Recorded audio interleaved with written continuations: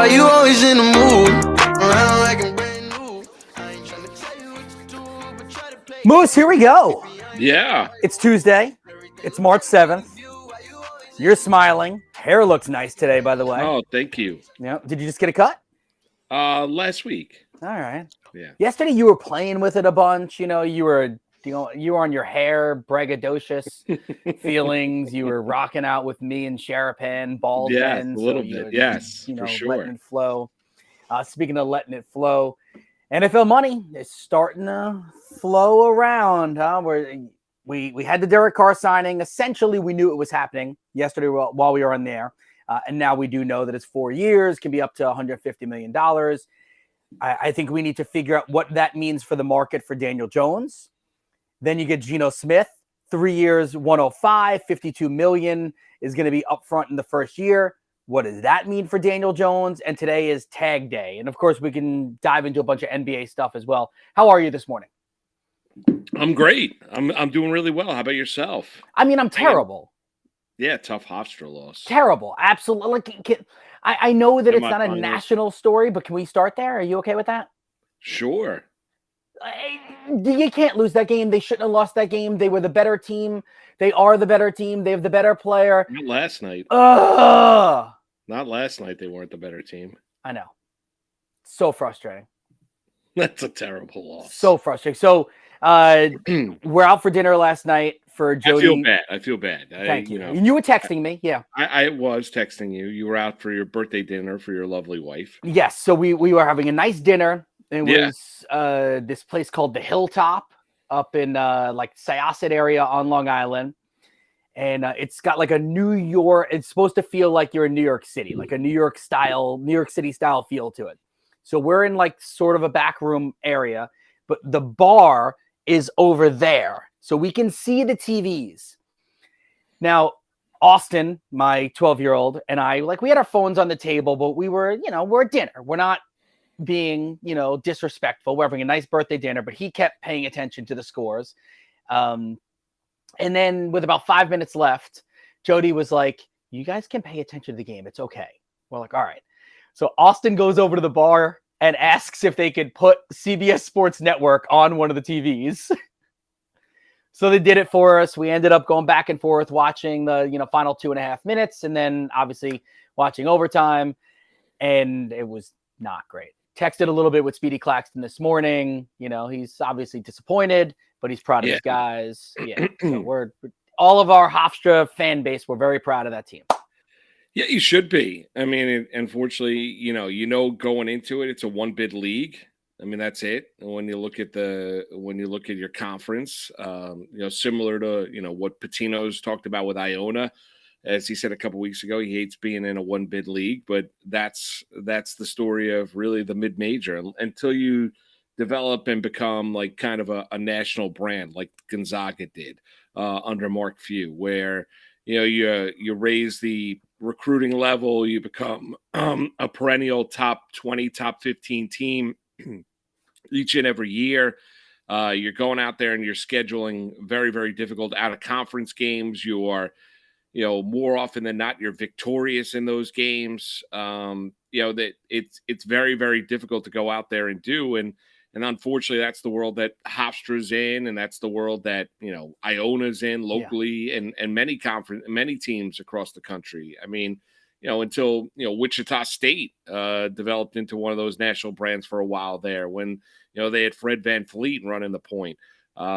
They were part of basically a one bid conference. But yeah, it stinks. I mean, locally here, I mean, other than busting your chops a little bit, I felt bad for everybody and for Speedy. Had an unbelievable regular season, and second half they just looked they had no legs. Yeah. I mean, they just didn't. They weren't getting to the rebounds they normally do. They looked exhausted down the stretch of the game. The game goes to overtime, and the Jaquan Carlos 3-pointer that went in and out. I mean, like, that could not have gone further in without going in. No, I know. It was it's a tough way to lose. It really is. Yeah, it is. But we move on, and hopefully Hofstra gets invited into the NIT, and maybe we'll get. I think you'll get into the NIT. Yeah, for sure. but you wanted to get part of the dance. I mean, did. that's it. I mean, did. and yeah, for sure. And every guy on that team wanted to, and Coach Claxton wanted to, and everybody that's ever attended Hofstra wanted to. It's a tough way for it to lose, and you don't even get to the championship game tonight. It's just it is what it is. When you go into it, despite how good of a regular season you have, you've got to win the conference tournament in order to get into the NCAA tournament. It's unfortunate. Yep, very unfortunate. All right. How do we segue out of this without me crying? No, I'm just kidding. All right, so Derek Carr is Did you cry? No crying. No Derek crying? Carr is a saint. No, I'm not crying. I actually don't cry over sports. I won't cry over sports. I know I've never cried over a sporting event in your entire life, even when you were a kid. I mean, maybe when I was 6. No, the joke always was that Keith was the kid that even if he made an error. But you're an emotional guy. Wasn't. That's I never surprising. was. Nope, I never was. But you are now. I'm 42 years old. But you're an emotional guy. You're not now, in touch with your emotions. Now, I would say that I was not like. So I didn't cry. Angry and disappointed after the Eagles lost the Super Bowl.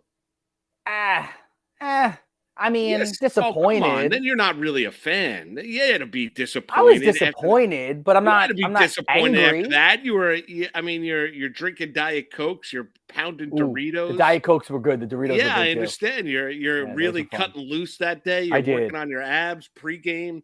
You had to be disappointed that day when the Eagles lost. You've never cried over a sporting event?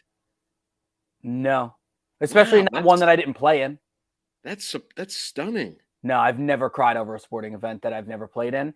And I can't remember crying over a sporting event, which means the last time I probably cried over a sporting event, maybe I was like 5 or 6. Yeah. I don't do that. Yeah. I'm not saying that I'm right or wrong, but no, I just. With your emotions. No.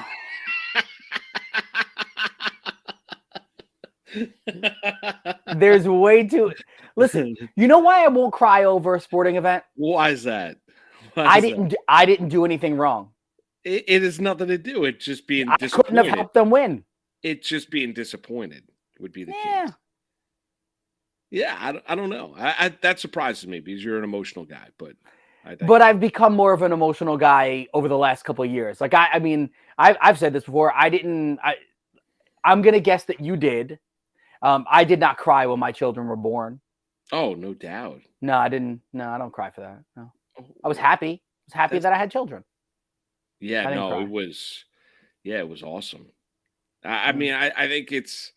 Listen, I think what Valvano had to say in that famous speech that he had when he was unfortunately dying of cancer, talking about, when you cry, you laugh, you have a full day, every single one of those days. And yeah, I agree. I mean, I think it's, when my kids were born, for sure, it was tears of joy. I mean, to see your son or daughter for the first time and to see the unbelievable, just love that you have at the instant that you first lay eyes on them. It's just something that it's impossible to describe to somebody unless you go through it. Yeah.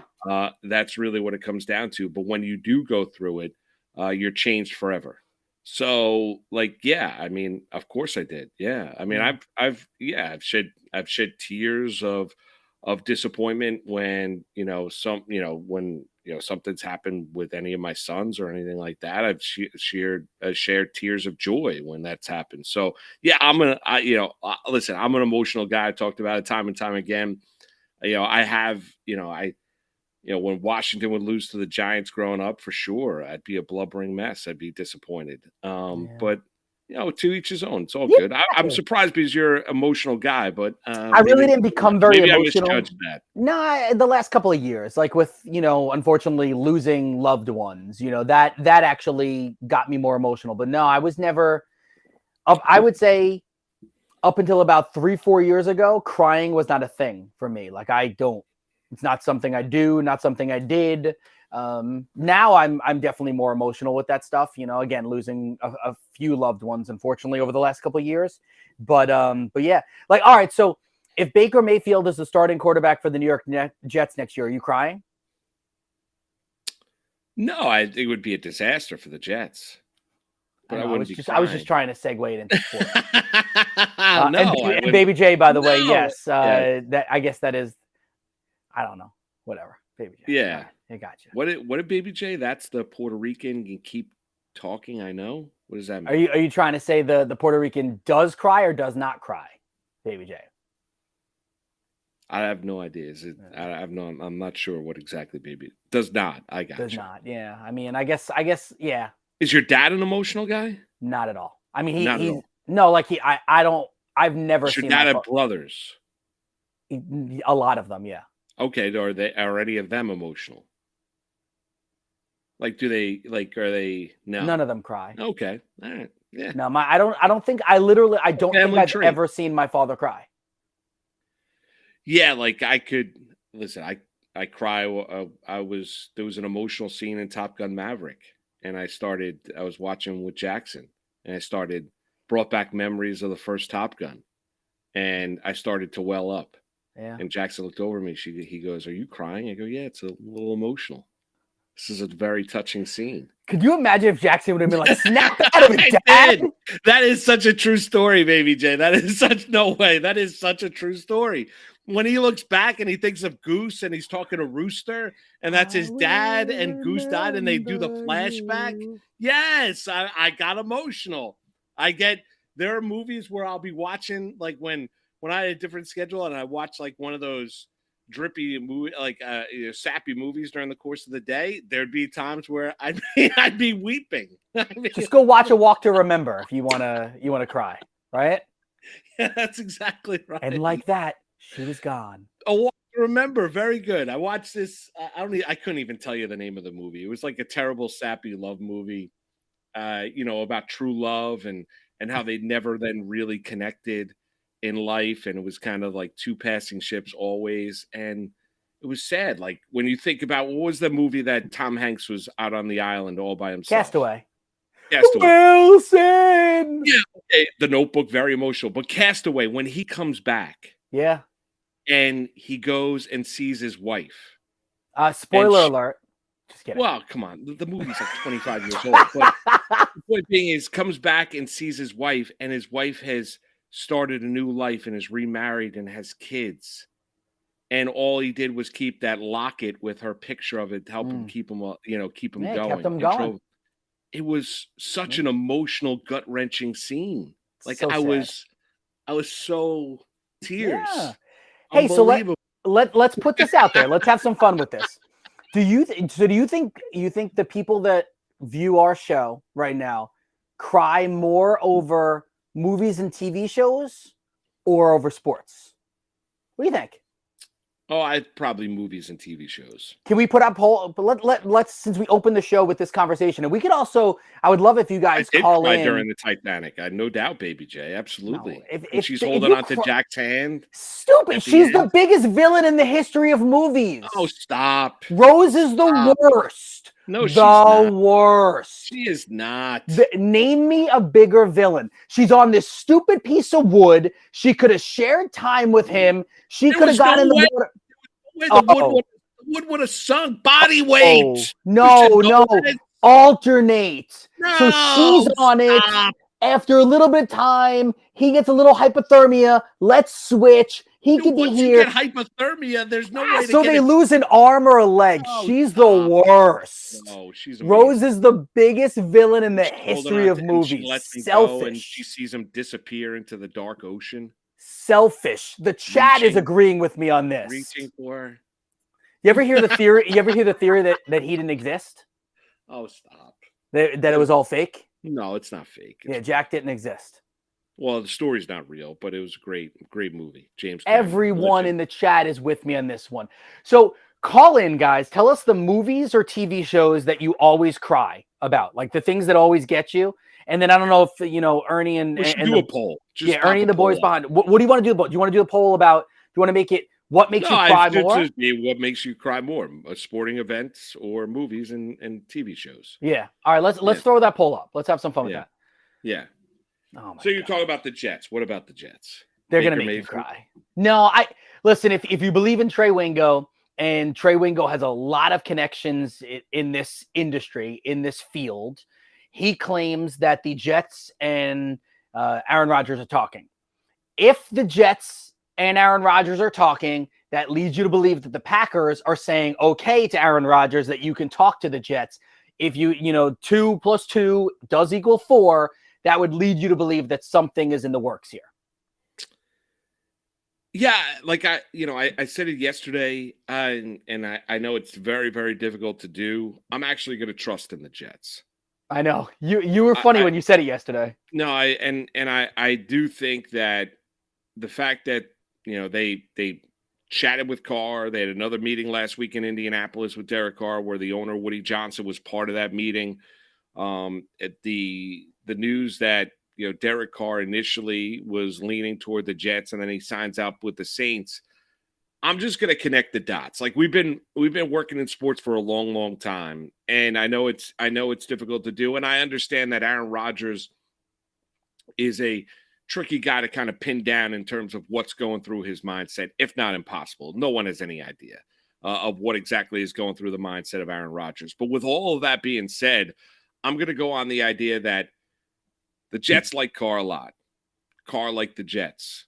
Obviously, there was a conversation that being had that, clearly then Carr transitioned and went to the New Orleans Saints and got paid a ton of money. 4 years, $150 million with $100 million guaranteed. Good for Derek Carr. And now he goes to a very, very easy division in the NFC South. And clearly right now, as we sit here on this Tuesday morning, he's the best quarterback in that division. And they are the odds-on favorite, the Saints, now to win that division at +130. Right. So the Jets have been linked to Aaron Rodgers for the better part of 7 to 8 weeks, right? There's been that connection. They've already reached out to Green Bay. You get the stories coming out of the combine that kind of that go along with the stories coming out of Green Bay that the Packers would prefer to move on from Aaron Rodgers.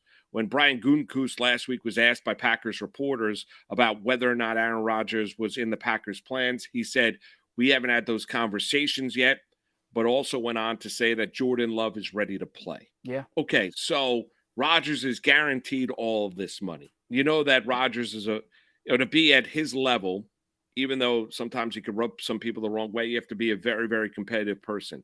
He's been asked, obviously, about the Jets, position players and where the Jets are as an organization. They've been hunting for Rodgers for a while here. They let Carr go without, going back and forth because they're still holding out hope. I would have to think that the Jets have a pretty good idea that Aaron Rodgers is going to be a Jet in 2023. Yeah. I mean, I'm not telling you I have any inside information. I'm just kind of connecting the dots with everything that we've heard here. The fact that the Jets have already reached out to Green Bay about Aaron Rodgers. The Trey Wingo report this morning that the Jets have spoken with Aaron Rodgers. I'm going to go on the idea that they're not going to be left holding the bag here. That it's not going to be Baker Mayfield. It's not going to be, even though, the general manager down in Tennessee gave him a vote of confidence, it's not going to be Ryan Tannehill. It's not going to be Jimmy Garoppolo. It's not going to be Taylor Heineke. It's not going to be Carson Wentz. It's not going to be any of that. Gardner Minshew. Gardner Minshew. Right. It's not going to be. I'm actually going to trust in the Jets. I'm actually going to believe that they have an idea here because the pressure is on when the owner comes out. Keith, here's another angle to it as well. When the owner comes out immediately after the season and talks about the fact of how motivated, it wasn't about Zach Wilson. It was a case of we're going to go get a veteran quarterback. The NFL honors that Wednesday or Thursday night before the Super Bowl, he was on the red carpet, was asked a similar question. We would have been a playoff team if we had any semblance of quarterback play, consistent quarterback play, paraphrasing now during the course of the regular season. The pressure's on Joe Douglas and Robert Saleh to go get themselves a veteran quarterback. And Woody Johnson is all in. If you're Aaron Rodgers, why would you not be interested in a team that we have always talked about how, based on the talent that is already on the roster, how attractive Rodgers or another veteran quarterback would be to this organization, even with all of their myriad of failures in the past, based on the talent that's on the roster right now. And we also are going under the assumption that the Packers are not going to want to trade Aaron Rodgers within the NFC. Well, so if going on the initial report, where right. So if the NFC is off the table, that cuts half of the league off of the table. If you look at the AFC, there's really only two teams that have a spot for him. It's the Raiders, it's the Jets. And if you're Aaron Rodgers, while Devontae Adams, I think, is a very attractive player to be able to play with, because you're already throwing touchdowns to him. You know he's one of the 2, 3, 4 best wide receivers in all of the NFL. The Jets are built to win. And the Bills, while they're excellent, showed some flaws last year. Miami doesn't even know if they have a QB. They're really unsure of their situation, and I don't believe in the Patriots' abilities to get that much better that quickly. The Jets are built to win. The Jets are built to make the playoffs. The Jets are built to make a run in the playoffs, and all they're missing is Aaron Rodgers. And for all the people that say that Aaron Rodgers can't handle the New York media, I mean, most people can't handle the New York media. Like, a lot of people struggle with that. Aaron Rodgers has a curmudgeonly feel about him sometimes, the holier than thou, this I am smarter than you. But if they're winning games, it won't matter. That's all it is. And if they're losing games, then it's stunk. Then they whiffed on Rodgers anyway, and it won't matter that way either. Yeah, and I'm gonna right. And so I'm just gonna go. Everything you just said is 100% correct. And I do think that Trey Wingo, with all the time that he worked in the at ESPN, cover the National Football League, has got some pretty good sources around the National Football League. I don't think Trey Wingo is going to just throw something out there without having some sort of direct knowledge that exactly happened. And it would just make too much sense. I mean, the idea that the Jets have remained their number one target is Aaron Rodgers. Derek Carr didn't want to wait. They already contacted Green Bay. Green Bay, by all accounts, would prefer to move on from Aaron Rodgers. You would have to believe that the Jets would get the clearance from Green Bay to say, okay, can we chat with the quarterback so we can figure out if exactly this is a spot where he wants to land? Because if it's not, we'll move on. So all of this kind of connects it to where, if you were a Jet fan irate yesterday that Derek Carr was a New Orleans Saint, I think you can feel pretty good that, like I've said all along, I really haven't backed down on it. I think Rodgers is going to be a Jet. I really do. Like, I think Derek Carr was, if Rodgers came out of that bungalow that, under earth, and said, I don't want to play football anymore, then the Jets would have moved on to Derek Carr. As long as Aaron Rodgers wants to play football, and I think he does, because it gives him this platform. I think Rodgers wants to prove a lot of people wrong. I think he's going to be playing quarterback in Jersey next year for the New York Jets. Yeah. Barring anything catastrophic, I am with you. And I actually think that what you said yesterday, I think you said that a deal would be done by, what'd you say, like March 15th? Yes. That was your date? I tend to lean to your side now. I thought it was going to be a little bit longer, and obviously I don't think they can officially make that deal. No, they can't announce it until like June 1st. But there's so many things, number one, that need to be worked out here, where I've got to have an understanding if the quarterback is interested in my team. Because if he's not, then I'm going to move on. But I got to, number one, I got to see if he's interested. Number two is he's already been open to the idea of, he knows he has to restructure his contract. So I've got to have that understanding as well. And then number three is, I've got to figure out what exactly the compensation is going to be and what it would cost me to go get Rodgers from the Green Bay Packers. And he controls where exactly he wants to go. Outside, the Packers will never, as you mentioned, I mean, they're never going to trade him to an NFC team. They don't want to see him. They don't want to see him in the same conference, so they'll trade him to the AFC. So there's a number of factors that come into play to where, if you're in the National Football League, they do due diligence on the 53rd guy on the roster. You best believe that the Jets are doing their due diligence on whether or not Rodgers. And there's been too much of a drumbeat, a consistent drumbeat, where you've never gotten off that path. The path has always been, we want Aaron Rodgers. So it's never been a case of, well, they met with Derek Carr because they're giving themselves options, because as an organization, it just makes sense to give yourself some options. But with Carr signing with the Saints yesterday, like I'm going to trust in the Jets that they end up with Rodgers. I really am. Yeah, I mean, the elephant in the room is, what does Baltimore do today, right, with Lamar Jackson? If they go exclusive tag and they're going to pay him the $45 million, I think the belief is they're in the Lamar Jackson business for the long haul. They go non-exclusive. It's the lower money and the fact that a team like the Jets, if they wanted to, could swoop in and could offer 2 first-round picks and then have to pay him also. I know we talked about this a little bit yesterday as well, and the money you'd have to pay Lamar Jackson would be much more exorbitant than the money you would have to pay over the expanded time for an Aaron Rodgers. But if conversations, let's say, didn't go well with Aaron Rodgers yesterday, today, tomorrow, whatever it was, if there's a non-exclusive tag on Lamar from the Ravens, I could see the Jets at least kicking those tires. True. It's just going to come. I think the cost of Lamar is going to come at a higher price than it would for Rodgers. That's all. Yeah, I agree. I mean, it's going to cost you 2 first-round picks. I don't think it's going to cost you anywhere close to 2 first-round picks to get Aaron Rodgers out of Green Bay. What do you think? A first and a third? I think there's a possibility you might be able to get him for a 2 and a 4. Really? Wow. I was thinking 1 and 3, 2 and 4. I mean, I think there's. I mean, I don't know. I'm thinking maybe it costs you a 1 and a 3, maybe something like that. I don't think the initial, a throw out, and even Peter said at the time, listen, he has no idea. He was just guesstimating, so I'm not going to hold him to it. But I don't think it's going to cost you 2 1s. I don't think there's any way that it's going to that. As Work and Grind says, there's too much money involved. There's no doubt. And the Packers are ready to rid themselves of Aaron Rodgers, and they want to trade him to an AFC team. So maybe I think there's a possibility you could get Aaron Rodgers and not have to give up a first-round pick. I think there's a possibility. Or it might be a case of I'm giving up a 2024 first-round pick and not a 2023 first-round pick. Yeah. I could see that. Yep. Do you see what I'm saying? So then you're looking at next year. We're going to go on the assumption Rodgers is healthy. That pick is probably in all likelihood going to be 24 and below. Yeah.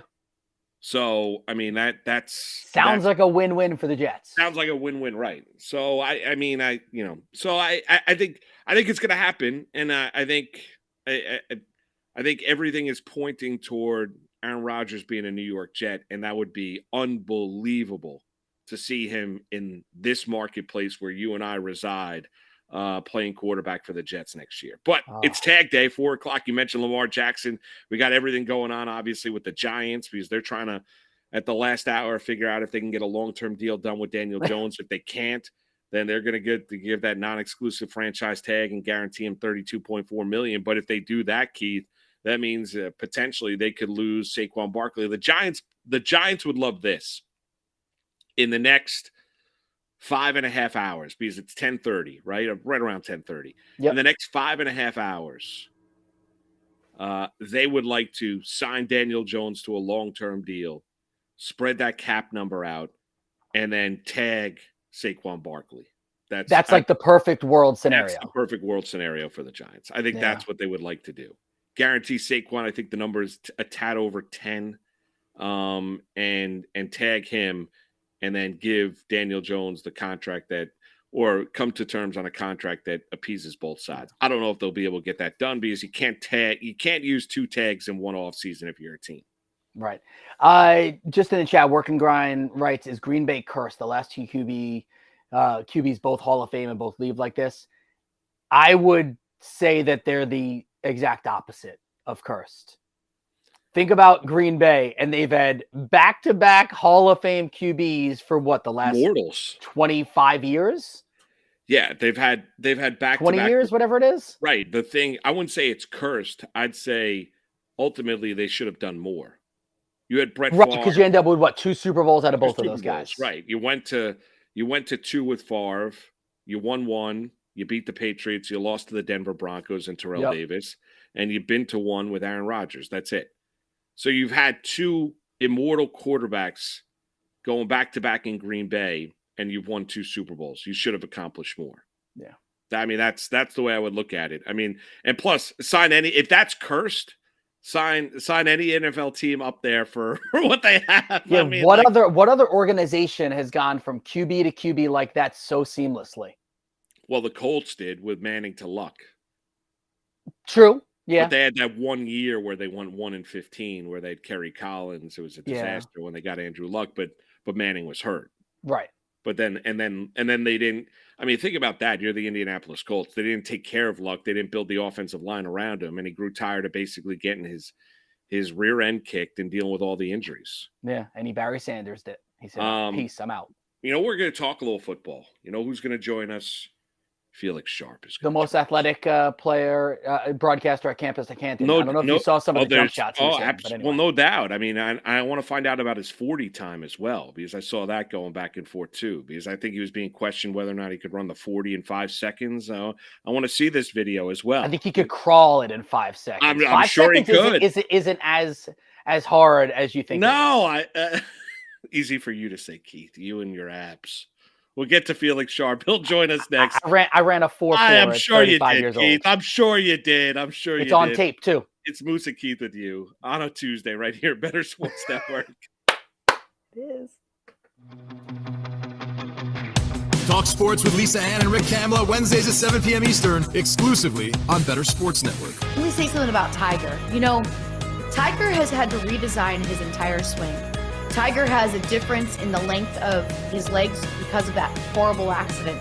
In golf, there's no hey, you can't walk the greens, you have to take a cart. So I assumed by day 3 on Sunday, the inflammation would start. He took a couple breaks where they take care of his back a little bit, but it is fascinating watching him. So it gave me this thought, is he that skilled at golf?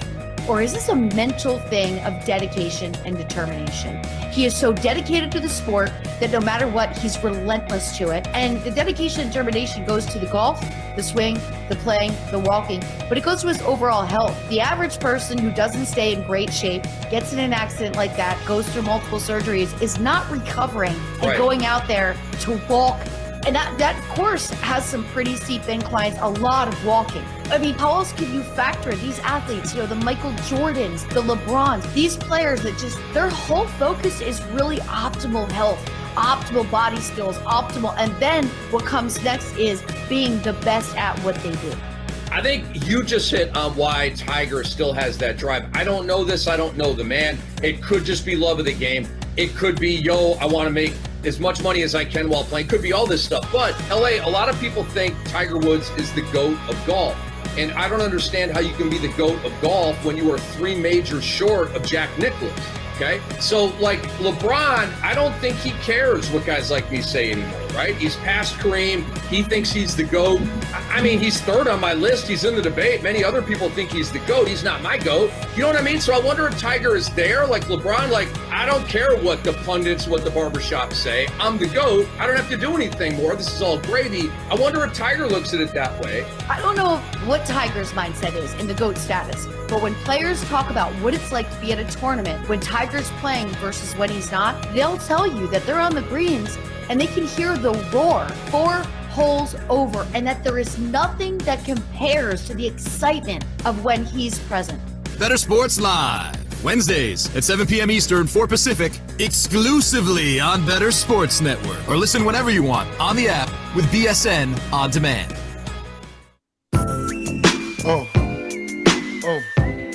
Moose and Keith on Bettor Sports Network. It is on a Tuesday. Felix Sharp joins us now, Campus to Canton, and their freshman guide is out. Available at campustocanton.com. Arch Manning, the next Lincoln Riley quarterback. Is there another Tyreek Hill? Get the Campus to Canton freshman guide at campustocanton.com. Good morning, Felix. How are you, bud? Moose and my bald brother, Keith. Listen, I was thinking coming on your show today, I seem to remember, and I cannot remember his name, but back in September, you guys had somebody on that was saying, hey, Anthony Richardson, watch out for this guy, even though he had 1 start at the time. And now, again, I cannot remember his name. And now the entire sports media complex is talking about Anthony Richardson after the performance he had at the NFL Combine. Ernie produces the show. I'm just going to offer a suggestion. Right. You guys should bring that guy on. I'm going to try to remember his name. I'm trying to. Who was that? Was it Austin? It could have been Austin. It could have been Austin before that Utah game. I'm trying to remember. It'll come to me. It'll come to me. It's the guy that would be able to run for you the fastest of your grouping there. I mean, listen, I'm just saying. Listen, right, like you said, Keith, 5 seconds is nothing. I mean, it's nothing. If you ran track or as played long as you football stretch, because we are Yes. all getting older. We can't Yes. we can't just be like, all right, let me sprint as hard as possible. That is how you pop things. Yes. If you train for it 5 seconds, I mean, come on. If I'm being mocked and ridiculed saying I couldn't get under 5 seconds, we're going to see here. We're gonna see. You're my age, right? You're 42. I'm 35. I'm 35. Oh, I thought you were my age. You're 35. If you can't I'm do this in under 35. if you can't do this in under You're 5 gonna- seconds, you're gonna- by the way, you're no longer ever allowed back on the show. Okay. All right. I will. All right. You know All when right. parents say to you, like, I'm not mad at you, I'm just disappointed. Yes. That's how I would Yeah. feel if you can't get under 5. Because I'm just throwing it out there. When I was on the Chris Mannix show, I was the sidekick, and they were questioning my athletic abilities. So they decided it was right around this time when the combines were, and they were like, "There's no way you could run a 40 and whatever the number was." So I ran it. It was double timed, by the way. One guy had it at 4.4. One guy had it at 4.41. I was 36 years old. Keith, I mean, that's really impressive. I mean, that's really impressive. I mean, I you can must have jump been and a track run. Football. Up until Yeah. I was 38, I'm 5'10". Up until I was 38, I was still able to dunk. And I'm barely 5'10". Did you have those Keith is the Did you have those sneakers that guys used to wear? Those training sneakers? The jump soles? Yes, the jump soles where you run. Yeah, I had those in junior year of high school. Our entire basketball team. I used to run stairs in those. I used Yeah, to run stairs exactly. at Western Michigan University's campus in those. There you go. I got them for my 12-year-old son has them now. I got the Very brand new jump soles. They're a little big on him because they didn't have a kid size, but luckily he has big feet, so like it kind of works. Yeah. I have him training a little bit. That's back in the day with the East Bay catalog, which no longer Oh, exists. it's gone. I And know. Yes. And you used to. My dad got me those with the high platform, and you could only walk on your toes, and it would stretch out your calf muscles. I mean, I used to train in those things. Yeah. Let's talk a little bit about Anthony. Moose is like, I'm done with this. Can we talk about Anthony you Richardson, mentioned- please? No, I mean, do we want to go back to when you were 12, Keith? Yes. Go back 30 years. Glory days. Let's talk a little bit about Anthony Richardson. Where's the balance here? Like, because we've seen not just quarterbacks, but guys go into the scouting combine, Felix, in years gone by, and they ball out. All right. They have unbelievable measurables. You know, Vernon Golston with the Jets, Mike Mamula with the Eagles. I mean, there have been guys that have just, left scouts slack-jawed by their athletic ability, but then you have to look at the game film as well. So even with all that, Felix, and you're great to chat about this when you talk about Richardson, is, there are some that look at him and still put project on him, that it's going to take him he's got to land in the right spot, and you've got to be really, really patient with Anthony Richardson, because if you start him right away, it could be disastrous. What's your take on where's the balance from what we saw in Indy to what we've seen on film, and then how it all translates into the National Football League? Well, I want to correct one thing you said, Moose. So, I mean, we've seen guys like this. We've never seen guys like Anthony Richardson. He is the most athletic quarterback we have ever seen. And I tweeted in April of last year that he was one of the top 5 athletes playing football, period. Not college football. And so I think that it's fair to question a proponent. Well, it used to be he wanted a 4-year, wanted a senior. Now people declare early you want a 3-year starter. Anthony Richardson has only had 1 year starting. He had in 2021 he started against Georgia, didn't play that well. I like for quarterbacks to have had the reps, and he hasn't. So as much as I love Anthony Richardson, he will still be my quarterback 3 in this class behind C.J. Stroud and Bryce Young. But I mean, you look at the tools and you look at his decision-making on the field, his ability to move in the pocket and play as a traditional quarterback. Quite frankly, Dan Mullen was a better offensive schemer for Anthony Richardson. You would see him run, these quarterback dives and then pull Anthony Richardson back. When all these safeties came up, they would run a running back behind him. Billy Napier, in his first year at Florida, used him more in a traditional sense. You got to build an offense around his strengths. You have to have those linebackers and those safeties scared that he is just going to run quarterback dive and beat you with 5-yard runs because he's 244 pounds and he's got some Derrick Henry to his game. I think if you can play him in that sort of offense, you bring 8 in the box. So we only got 3 guys back deep coverage. You're going to open some holes in that secondary for some deep plays. Allow him to get some confidence and some reps in an offense like that, and we could really see him develop. So I think that it is a fair criticism. It is a fair criticism, not just because, what he put on raw production-wise, 53% completion percentage, but because he's only had 1 year starting. And we have seen Dwayne Haskins off the top of my head. Sanchez. Mark Sanchez, but also Kyler Murray. 1 year starter. So that concerns me, but just give him Ben Roethlisberger's career early on in Pittsburgh. What did they do? They ran the ball with Willie Parker. They ran the ball with Detroit native Jerome Bettis. Let him get on the field, see defenses, have an offense around him so he can build confidence, and his career trajectory could be similar to someone like Ben Roethlisberger. All right, but let me I'm sorry, Keith. I just want to follow up one thing. What about the accuracy aspect? I mean, because either and people looked at Josh Allen, right, was a guy that was not highly accurate, but some would question the talent that he was playing with and collegiately, right? I'm curious about the accuracy because 53%, you can't cut it in the NFL if you're at 53%. What about him throwing the ball accurately enough? Is that something that scheme-wise you could work out? Is that something that you think that, the accuracy was a product of the players around him? Do you think the accuracy is something that will improve Felix on the next level? Well, so look at I'll direct you to what the Bills did, and then I'll point you to what the Carolina Panthers did with Cam Newton. With Cam Newton, that team, they got Steve Smith, but then they drafted trees around Cam Newton. Devin, I can't remember his last name, and then Calvin Benjamin. They drafted Devin Funchess from Michigan. I should have remembered that. But they drafted these guys who had big catch radiuses.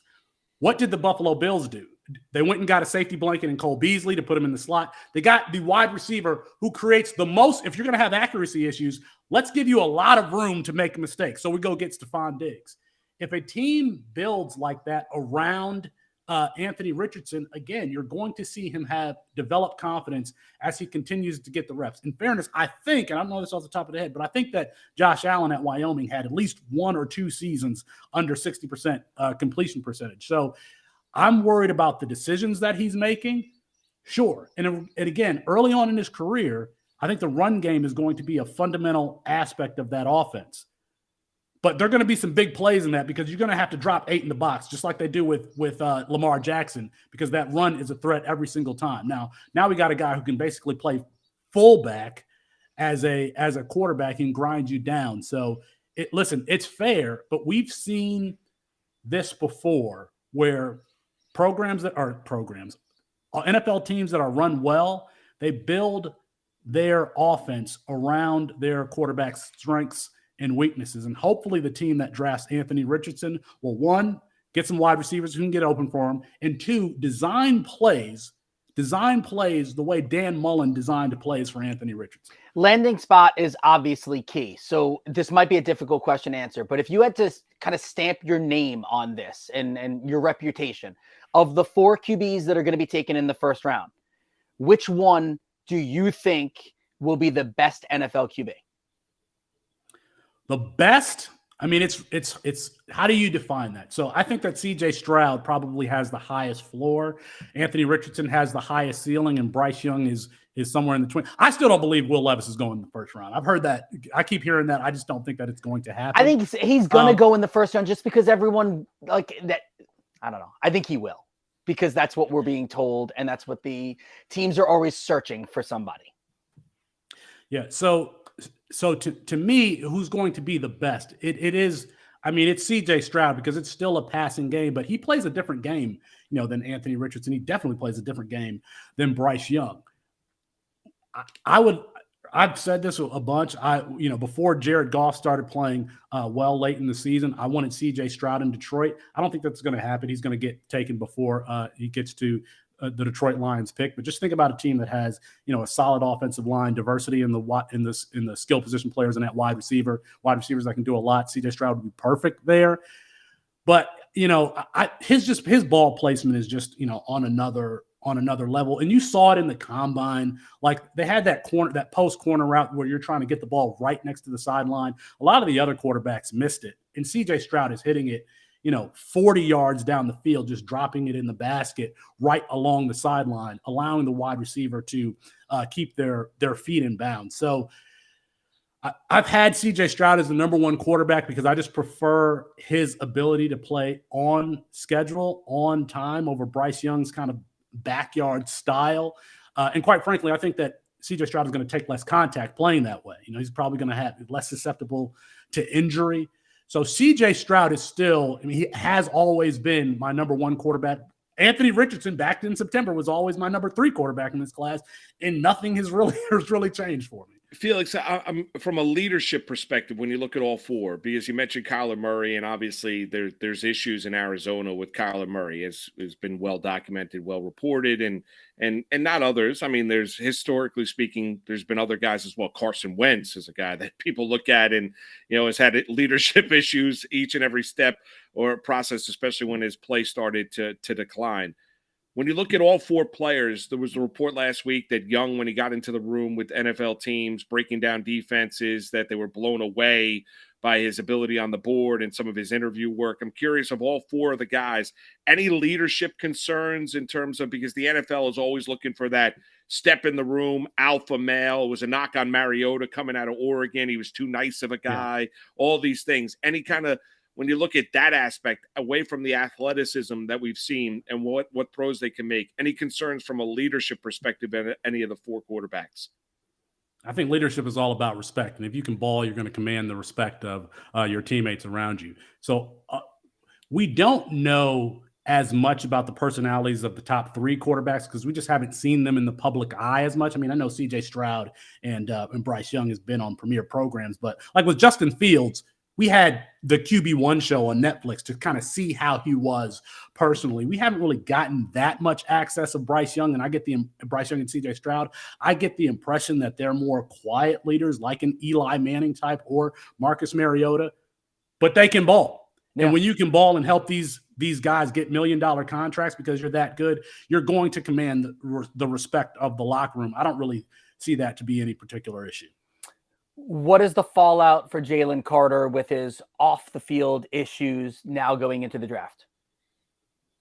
Yeah, it's a good – so, Moose, Keith, you were going. I was on with you and Moose and Corey when we talked about Todd McShay and his statements about Jalen Carter having character concerns. This is let's keep in mind, Todd McShay mentioned that there were locker room concerns with Jalen Carter. I don't think that dumb kid – drag racing is on that spectrum of being a locker room concern. And of course, a lot of his teammates came to back him up. What does it mean? I mean, we saw minutes before the draft, we saw Jeremy Tunsil post a bong video, and he dropped to 10? Jalen Carter is widely considered to be either the best or the second best defensive player in this draft. And he's charged with a misdemeanor. He's probably going to get probation. When it comes down to brass tacks, I think an NFL team is still going to be like, yeah, we're taking that guy. We'll swallow the pill on, whatever media hit or PR hit we'll take on drafting this guy. And I've seen mixed statements about how far he's going to fall, but he's still going to be taken in the top 15, in my opinion. And during that portion of the draft, they'll go into the accident or whatever. And in a year from now, we will not think about it the same way with Joe Mixon and him punching that girl. We haven't talked about it since then.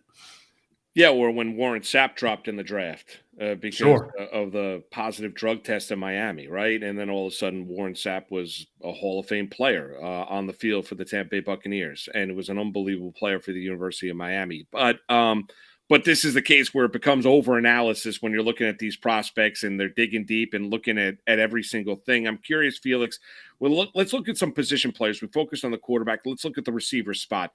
Coming out of the combine, because when we had you on last, I asked you about the overall depth, and it's a receivers league and all that. Is there anybody coming out of the combine that is starting to separate themselves as wide receiver 1 clearly when it's coming springtime in the draft? I think clearly is the key word there, because I don't think that there is a clear wide receiver one. Quentin Johnston is big and athletic. What about his hands?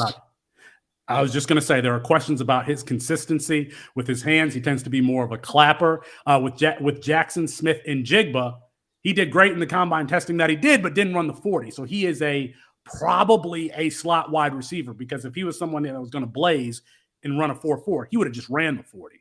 And we don't really see slot wide receivers taken in the first round. You know, if you're going to compare him to Cooper Kupp or Amon-Ra St. Brown or Elijah Moore, all of those guys were guys that were taken after the first round. Jordan Addison, you know, came in small but tested fine. To answer that question, and he can probably play all three positions, X, Z, and F.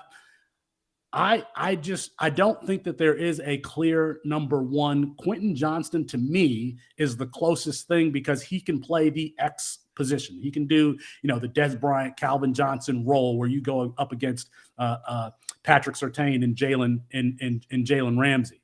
I don't think that there's another receiver in this class that fits that profile. He has questions about his hands, which is why there's no clear number one. All right, how about the running back spot outside Bijan Robinson? Because he's clearly the number one running back, and everyone loves him. Now the question is, where is Bijan going to get drafted? Outside of Robinson, is there 2, 3, 4? Is there a guy that you're keeping an eye on that you think, if he lands in the right spot, is going to pop as a rookie? When's your break? I mean, how much time do I got here? Listen, Jahmyr Gibbs was not offered by Georgia coming out of Dalton, Georgia, or was offered very late in the process after all of these other schools offered him. And I've been saying since 2020, but this is like an Aaron Jones profile type player. Now, we didn't see it at Alabama, but he is the best wheel route runner in this class. Similar to Aaron Jones. If you get man-to-man defense and you get Jahmyr Gibbs coming out of the backfield, he can either run those option routes or beat you deep. The question about Jahmyr Gibbs had been his size. Coming in at 199 pounds, Alabama had him listed at 200. Perfect size for his play style, because he's not a guy that we're going to give, 20 carries to running up the A-gap. He's a guy that we hope. I've tweeted this out too. Give me Jahmyr Gibbs as the next player to have 1,000 yards rushing and 1,000 yards receiving. He is that good as a receiver. You can line him up in the slot. You can line him up outside, and he can create mismatches. Doesn't have the size that Bijan Robinson does, but the versatility is absolutely there. So the questions were his size. Okay, he comes in at 199, about 200. Check. Did he try to bulk up for that? Well, let's see when he runs the 40. Runs a 4.36. This dude is super, super explosive. He is what we saw on tape, what we've known since his time at Georgia Tech. He might sneak into the back of the first round. Oh, my goodness. The Kansas City Chiefs are not picking up Clyde Edwards-Hilaire's option? Or should they? You're telling me that in the back of the second round, Andy Reid might get a second shot at his Brian Westbrook and Jahmyr Gibbs? Yeah, it's Jahmyr Gibbs. He's the number 2 running back in this class. Going past that, I think that a lot of people, you're in this. You are studying this. Who's a name that maybe could be like a 3rd or a 4th round, like someone a little bit of a deeper dive, or a few names if you have them, that we should be paying attention to, and that from a fantasy standpoint might even help some people next year and the years to come, because dynasty drafts are going to be happening. Yeah, this is why you play Campus to Canton leagues, because you get familiar with these names and they're scoring points for you on the college side. And then, the guys in the 3rd round of your dynasty rookie drafts, you really become intimately familiar with them. I'll give you 2 names. Dalton Kincaid, move tight end, had, 217 yards receiving on 14 catches versus USC the first time they played. Tight ends always tend to fall. I think that he's a pretty safe prospect, so he's one. At the running back position, I love the thick bowling ball, the guy that when you play that player as a defensive back, you're a cornerback and you know that you got to are buckled. And Dwayne McBride out of UAB is that of player, a thumper. Probably going to be day 3 or 5th round. But when you talk about, what Javonte Williams was coming out of UNC, now Javonte Williams was bigger and more explosive. But these running backs who lower the tackling surface, shrink the tackling surface, and kind of just buck tacklers off of them. I love those running backs. 2 years ago was Ramondre Stevenson. This year it's Dwayne McBride for me. Felix, away from the draft for a second, I got to ask you a Texas question because I couldn't believe what I was reading with Sarkisian coming out saying, is there any way that Arch Manning is not the starter week 1 for the Texas Long? I mean, the idea that it's going to be a quarterback competition, we've heard about Arch Manning since he was like 12 years old. And Sarkisian's talking about a quarterback competition for Texas. Is there any way that he's not the starter week 1 for the Longhorns? Yeah, I'm really disappointed in Steve Sarkisian doing this for the second year in a row. Like, what are you doing? When there really, really isn't. Now, Arch Manning is a very good quarterback prospect, and he's a name that even casual fans know. But Quinn Ewers, coming out of South Lake Carroll, a prestigious high school program there in Texas, is just as good or better a quarterback recruit coming out of high school. And he's going to be in his third year. He's a junior. Steve Sarkisian, I think the quote was either Malik Murphy coming out of the same high school as Tom Brady in California or Arch Manning would have a shot if they're up for it. So what happens when we get to fall camp and Quinn Ewers is named the starter, or we get to week 1 and Quinn Ewers is named the starter? Does that mean that Arch Manning and Malik Murphy weren't up for it? No, I think that it's in spring camp, in training camp, reps mean a lot. You know, your first team is going to get 60% of the reps. You're trying to win a national championship. Put your damn starting quarterback in and give him all the reps, your upperclassmen. This is silly. He did it last year with Hudson Card and Quinn Ewers, when we know full well that this golden child, Quinn Ewers, when he came from Ohio State to Texas, that he was going to start. Stop playing games. It serves no one. It doesn't serve Arch Manning. It doesn't serve Malik Murphy. It doesn't serve Quinn Ewers that he doesn't have the full backing of his head coach. Now, with that said, you can believe that, but don't put it in the media. That's why I respect Bill Belichick, because he doesn't give you like anything to go off, anything to write stories about. Now this thing is circulating that there's a quarterback competition in Texas when there shouldn't be. I think that Steve Sarkisian's words were irresponsible. Do you think, is Arch Manning overrated as a prospect? No, he's not overrated. I don't know how much you want to elaborate on that, but he's a very good player. He's a player that's like, polished. Is he going to play? I guess the expectation is him to be, you know, like his uncles. I mean, is he going to be the level of? Well, he's more athletic than both of them. He's definitely more athletic than them. He has all of the tools. There's a reason why he's considered the number 1 quarterback by most in this class. He has mobility. He can make you jump off sides. He can get free plays, kind of things that you don't see from high school quarterbacks. But I'm not going to undersell what physical gifts he has to play the position. He is not going to play this year. He shouldn't. He's behind a very talented junior there. But no, I do not think that he's overrated. And he's with a guy in Sark who's developed, you know, Mac Jones, Tua Tagovailoa. So, you know, he's had success with quarterback development. No, he's not overrated. How difficult is it for you guys to put together the freshman guide for Campus to Canton? It seems like a lot of work. Well, I mean, we got a great team.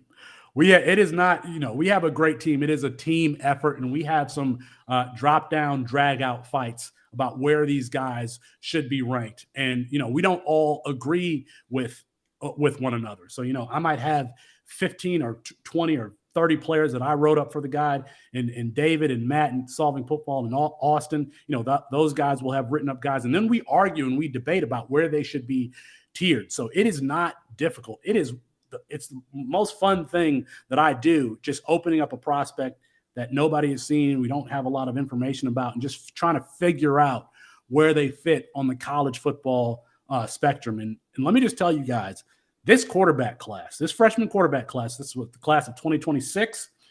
I don't know how to do math. I went to poor public school. So Jackson Arnold at Oklahoma, Dante Moore at UCLA coming out of Detroit, Arch Manning, who we've already talked about, Malachi Nelson at UCLA, and Nico Iamaleava going to Tennessee. We're going to be talking about these guys in 3 years. They're going to be putting up, you know, really prolific stats in college, and all 5 of them are going to be considered potential first-round draft picks. And I'm telling you that without having them seen them play a down of football at the collegiate level. Who's the next guy for Lincoln Riley at USC when Caleb goes pro next year?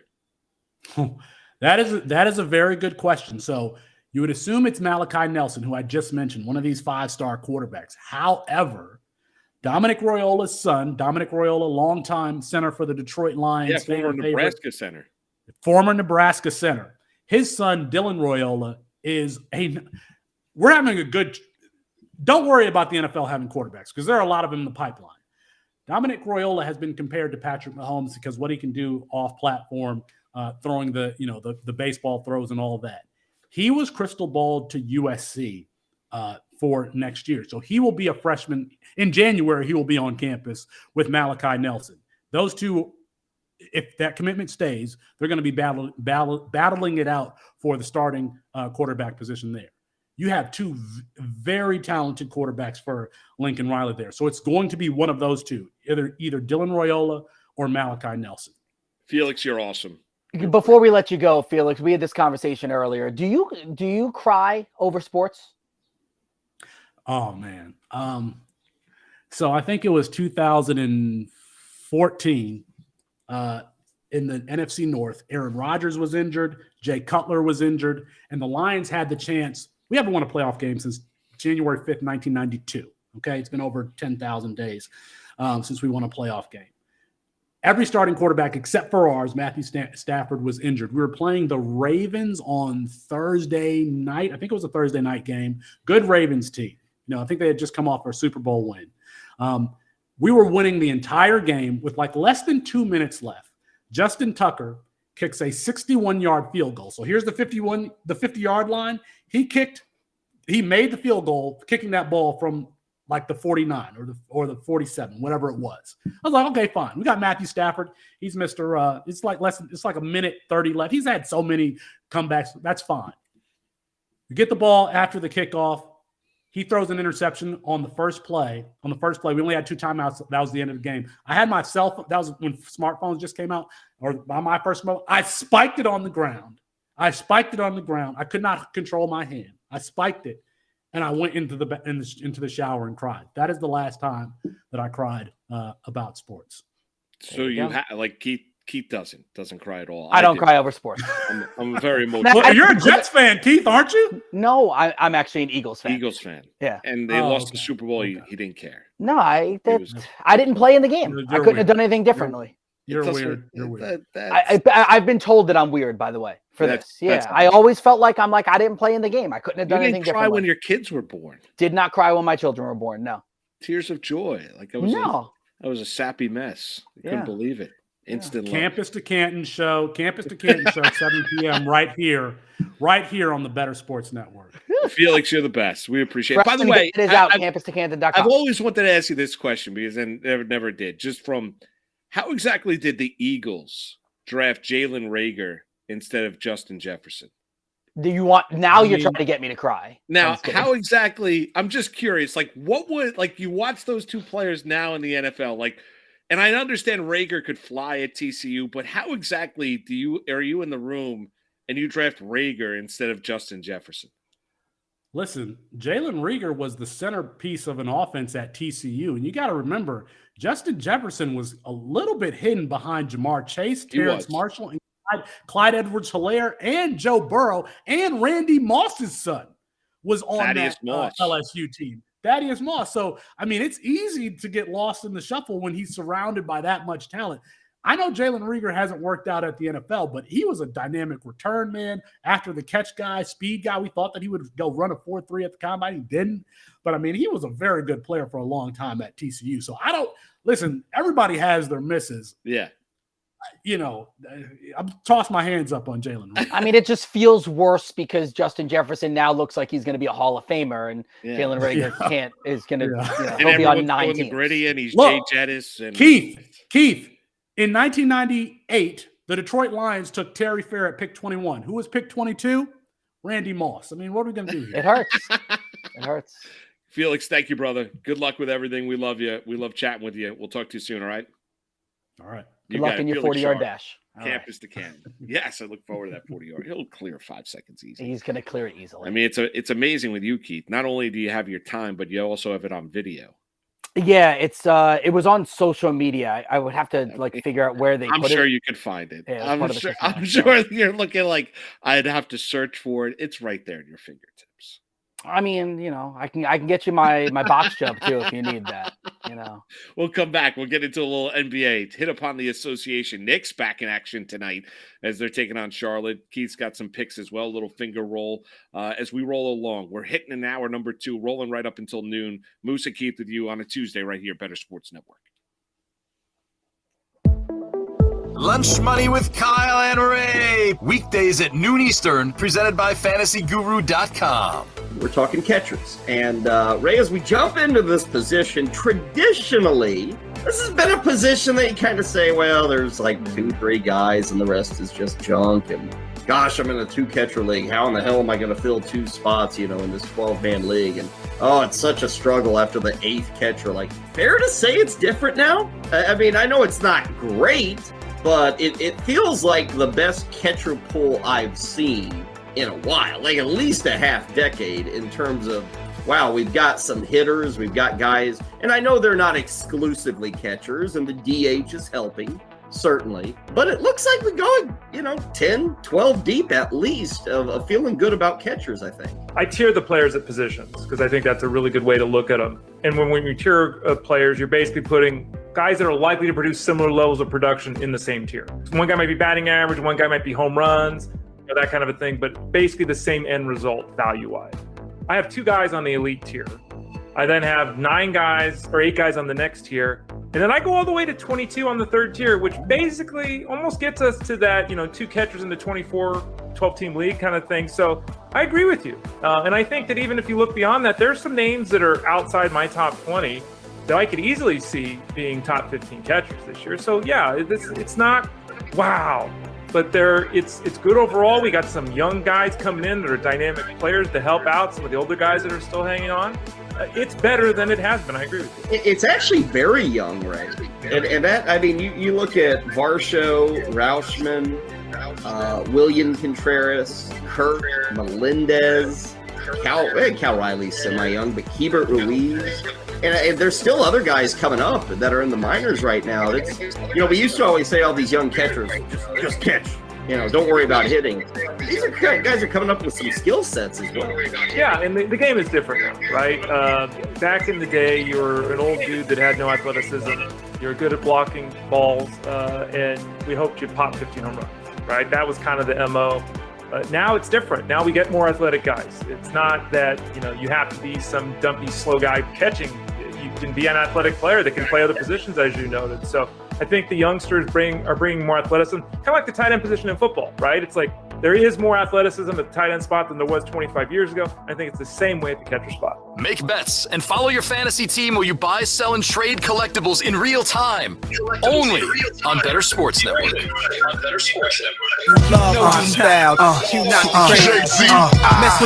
and Keith on Better Sports Network. Oh, I was just bumping Nas the other day with Austin. Beautiful. Yeah. There you go. Why are we hearing ourselves? I don't know. There's a weird echo going on right now. Yeah, I don't know. We're getting you ready for the upcoming baseball season with the Better Baseball preview from fantasy baseball to MLB betting and the newest baseball cards for 2023. You can access our exclusive content for free right now at bettersports.com, featuring some of the best minds in the industry like Adam Ronis, Ray Flowers, Cody Decker. Get player profiles, prop bets, and futures, sleepers, and busts, fantasy draft strategy, collectibles, and more at no cost. Please register with your name and email at bettersports.com right now and get instant access plus notification when new features are released. Go to bettersports.com and sign up for the Better Baseball preview. Bunch of player profiles on there. And it's like quick too. Easy to check out. 30 seconds, minute long. Find out everything you need to know. It's pretty cool. Yeah, we got a draft tonight too. I'm going to be a part of. You're in it, right? Yes, I am in it. Do you know wait, is this one is this auction or a snake? No, I believe it's snake draft. Do you don't know your number yet? I do not know. Do you have like a game plan? No, not really. I'm just going to have fun with it. You just know baseball and you're smarter than everybody else in the draft, so you'll No, knock I'm it out not the park? saying that. I'm not egotistical like that. I'm just That was gonna a have a good joke. time with it. It's gonna be fun. I know it was a joke. I know. Are you going to be on video for it or no? I think I'm one pick. I think. Other than that, no. You're going to do something clever? Have you thought about like how you want to announce No, your I'm gonna pick? be at PIX. So no. What would you like me to do? Dress up? Who's the weather person for PIX? Mr. G. Exactly. Legend. I know. Can you get Mr. G to make your pick for you? Maybe. That would be kind of clever. I gotta ask him. Be like, the weather outside seems to be okay, but Moose is gonna make it rain all over you with Shohei Ohtani. I don't know, something like that. Right? He could do that for Yeah. sure. Yeah. But yeah, Moose is drafting Mike Trout and bringing the thunderstorm. How many drafts are you going to be a part of? 0. None. You're not doing. Oh, you can't do fantasy baseball. I'm kind of not allowed to. Yeah, Oh, like okay. I will 100%. I can. For fun. So I can't do it for money. Can I do it for fun and bragging rights? Sure, but I will. No, I'll just follow along. Okay. I try to be as safe as possible with all that stuff, you know. No, nothing is worth having what happened to Calvin Ridley happen. Which, by the way, congratulations, Calvin, you're back in the NFL. But nothing is worth that. Oh no, were you getting banned? Yeah, I mean Ridley's got to be smarter than that. Yeah, wasn't his smartest day. No, it's not. But he's rightfully so, and now he's going to be an absolute fantasy stud for the Jacksonville Jaguars. I mean, he had 26 touchdown receptions in 3 years for the Atlanta Falcons. Now you throw him down in Jacksonville with Doug Peterson, with Travis Etienne, with Zay Jones. I mean, they franchise tagged Evan Ingram, who had a career year at tight end. Finally, Evan Ingram developed into the player that Jerry Reese always thought he was going to be when they drafted him in the first round out of Ole Miss for the New York Giants. And Ingram said he was happy to be down in Jacksonville. He had a great year, loved being there. Why wouldn't you be? You've got what could be an all-time great quarterback early on in his career and a burgeoning superstar in Trevor Lawrence. Yeah, I want all the shares of Trevor Lawrence in fantasy football this year. No doubt. I want all the shares. So in on him. Well, and not just that, but not just Trevor Lawrence, Etienne I love. And I talked about him before the start of this year. Like, I love Travis Etienne, and then he became a tremendous runner and receiver coming out of the backfield. And Zay Jones was really productive. I think Evan Ingram. Christian Kirk. Evan Ingram developed into a tight end one fantasy-wise, a top 5 tight end as a receiver by the middle part of the year. He was great. Ridley's going to be awesome down in Jacksonville because you've got a coach in Doug Peterson that actually knows what he's doing and cares. It's crazy when you have a coach that cares and knows what they're doing. Right. That actually is less about just himself and his ego and what he's accomplished and more about the players and trying to get the best out of the players. Isn't that nice? Right. Isn't that nice? Right. Now, all those that looked at Trevor Lawrence a year ago at this time and questioning just how good he was going to be, now everybody can't get enough, as you mentioned, of Trevor Lawrence. Well, it's amazing how coaching does matter. You know, it is crazy. And that's where we could go back to our Mac Jones conversation. Yeah. If the Patriots actually have an offensive coordinator this year and can actually put a real offense in and maybe they get a wide receiver, you're right. Maybe Mac Jones is better than just fine. Yeah, maybe he is. I mean sometimes that is what matters. Yeah, I think Jones, whatever it is, will be significantly better than he was this past Has to be. Has to be. I mean, if he's not, then he's on his way out of the league. Do you know what I mean? If he has another year like last year, right, and this time has an offensive coordinator, then you're starting to think of, all right, he might not be a starting quarterback in the NFL. Right. Correct. Right. Like then he's Gardner Minshew. Do you know what I mean? Like where backup quarterback. Yeah. Hanging on. Right. Yeah. You're right about that. To make a lot of money being a backup quarterback and have a really long career. But yeah, someone like Mac Jones, a first round pick. And you can play in the XFL or the AFL. Yeah. Yeah. Who's the quarterback that just AJ McCarron, because his son, I guess, never got a chance to like see him play, so he decided to do it. Which is a cool story. Yeah. Yeah, McCarron now. Who's he the star? He's starring in the XFL, right? XFL. He's XFL. Yes, XFL. I haven't gotten into any of the spring football. I haven't either. I had it on my list of things to check out, and the next thing you know, I think they're 3 weeks in, and if I'm being honest, and I'm going to be, I haven't watched a single second of an XFL game. Yeah, I've seen the highlights. I've seen highlights. I haven't watched much. And it's not. I'm not trying to. I don't think spring football works. Like I said a long time ago on national radio. Like I don't. I think it's a long college and NFL season. I think, and I understand we're at a feverish pitch where we understand what's on the line when you're looking at college football, when you're looking at the National Football League. You give up all these weekends and everything now to ask for the football fan to give even more and delve into spring football when you don't have the best quality of players. The quarterback play is inconsistent. It's just tough to watch. It's tough to sell. I get they're looking and saying, well, people are going to care because they love football, but they also like watching good football. They don't want to watch bad football. And I wonder if it would work. And I don't know. I'll turn NFL games off if it's bad football. Like I just won't watch. Why do I need to watch it? Why do I need to watch bad quarterball play the game? Yeah, we've seen. How about some of those Thursday night games? Oh, they're terrible. The Thursday night product was awful for years. I used to get into argument. Oh, well, all football is good football. No, that's not true. It's not. But I do wonder, like the XFL, the spring leagues, Moose. I wonder if it was NFL spring is what I mean. Like if the branding was NFL and not XFL. If it would be maybe if you'd be more inclined to pay attention, you know what I mean? Maybe. Like I remember when I was a kid, I used to watch the World League. Yeah. Like I used to watch the World League. I mean, I wouldn't tell you that I was locked into every move by Frankfurt, but I mean, I would watch the World League when it was on. I also think that let me go back to something you said that really it just popped in my head. So football fans devote 21 weeks, if you include the Super Bowl, of their lives to Sundays, like a singular day, a weekend, right? Some Saturdays, some Thursdays, and some Mondays. But I know that, people mix and match there. I wonder if these leagues are doing it wrong by having these games on Saturdays and Sundays, right? Because it's, Moose, you're not going to tell Donna and the boys on a Sunday, hey guys, I can't go to the ice hockey rink today to watch you play, or I can't take you out to go to Dave and Buster's and have a nice family afternoon playing video games because an XFL game is on, right? You're not going to do that. I mean, unless you were getting paid to cover it, but whatever. But I could see on a random Wednesday night, there's an XFL game and you would watch it if it's at 7:30, and you might even watch it with the boys the first half, and it'd be a way to get them into that. I wonder if they're picking the wrong days to have their games.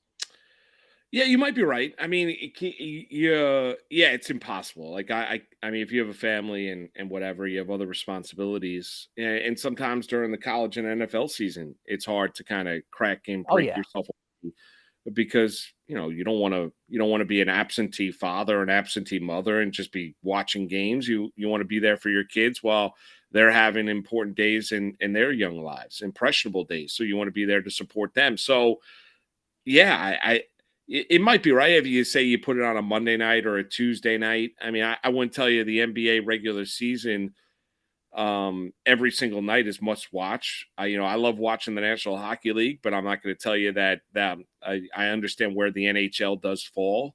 I think maybe if they stuck it outside of watching on the weekends, maybe it would be a little bit more successful. I just think it's the overall quality of the play. I mean, that's all what it comes down to. I'm not saying you go to a minor league baseball game, or you go to a G League game, or you're watching AHL hockey. It's enjoyable, but I mean, am I going to be locked in and watching Bridgeport Islander games every single night? No. No, I've taken the boys. We've gone to 3 or 4 over the course of the last 2 or 3 years, and they have a great time. They get a puck. It's a cheaper ticket as compared to the National Hockey League. You sit close to the ice. You're right on top of the rink, and it's a fun environment, and they make it really, really family friendly. However, it's not like you're clamoring to all of a sudden that you need to get back. And I think with the XFL and the AFL, I think it's just the overall quality of the play. And I'm not holding it against guys to where they're trying to work themselves back into the NFL and get another look into the National Football League. That's really what it's all about. Yeah. But nobody likes watching bad quarterback play in the NFL. So now I'm going to sit there and watch bad quarterback play in the AFL or the XFL. I just can't do that. Yeah, I'm with you. Want to do a little hoops? Sure, let's do it. Roll it, guys.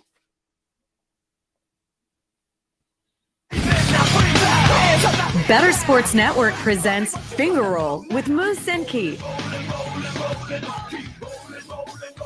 Yeah, let's do a little finger roll. You got some NBA plays. I do. Yesterday we didn't get to some of our plays. Went 3-2 on my plays yesterday that we did not give out on the air. So missed the Nikola Jokic triple-double by 1 assist. By the way, how about the Jokic odds are now every time for a triple-double is minus money now. No longer are you getting your plus money. We talked about it since January. We've been talking about that. At some point we were going to be at minus money, and we're there.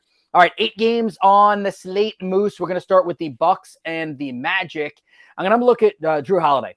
I'm going to go over 2.5 threes. What I'm trying to find for everybody is some value plays. I am going a little bit star chasing today. Okay, there's not many deep dives. I'm not giving you names that you don't typically know. But Drew Holiday, I'm going to go over 2.5 3-pointers here.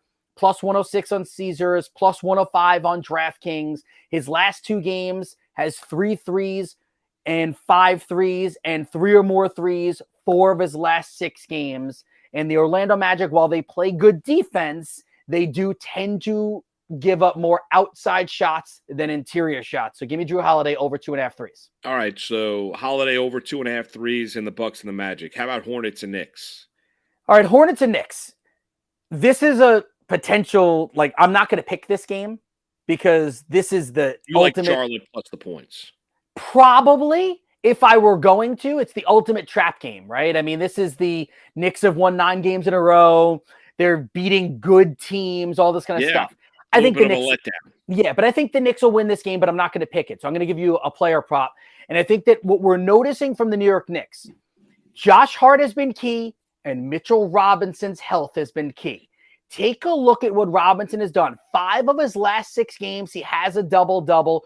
And then defensively, the Hornets, they're middle of the pack. Give me a double-double, plus 110 on FanDuel for Mitchell Robinson. All right, like that. I can understand that. I mean, I think the Knicks are going to win. Could you see Charlotte keeping that game within the number? What is it sitting at?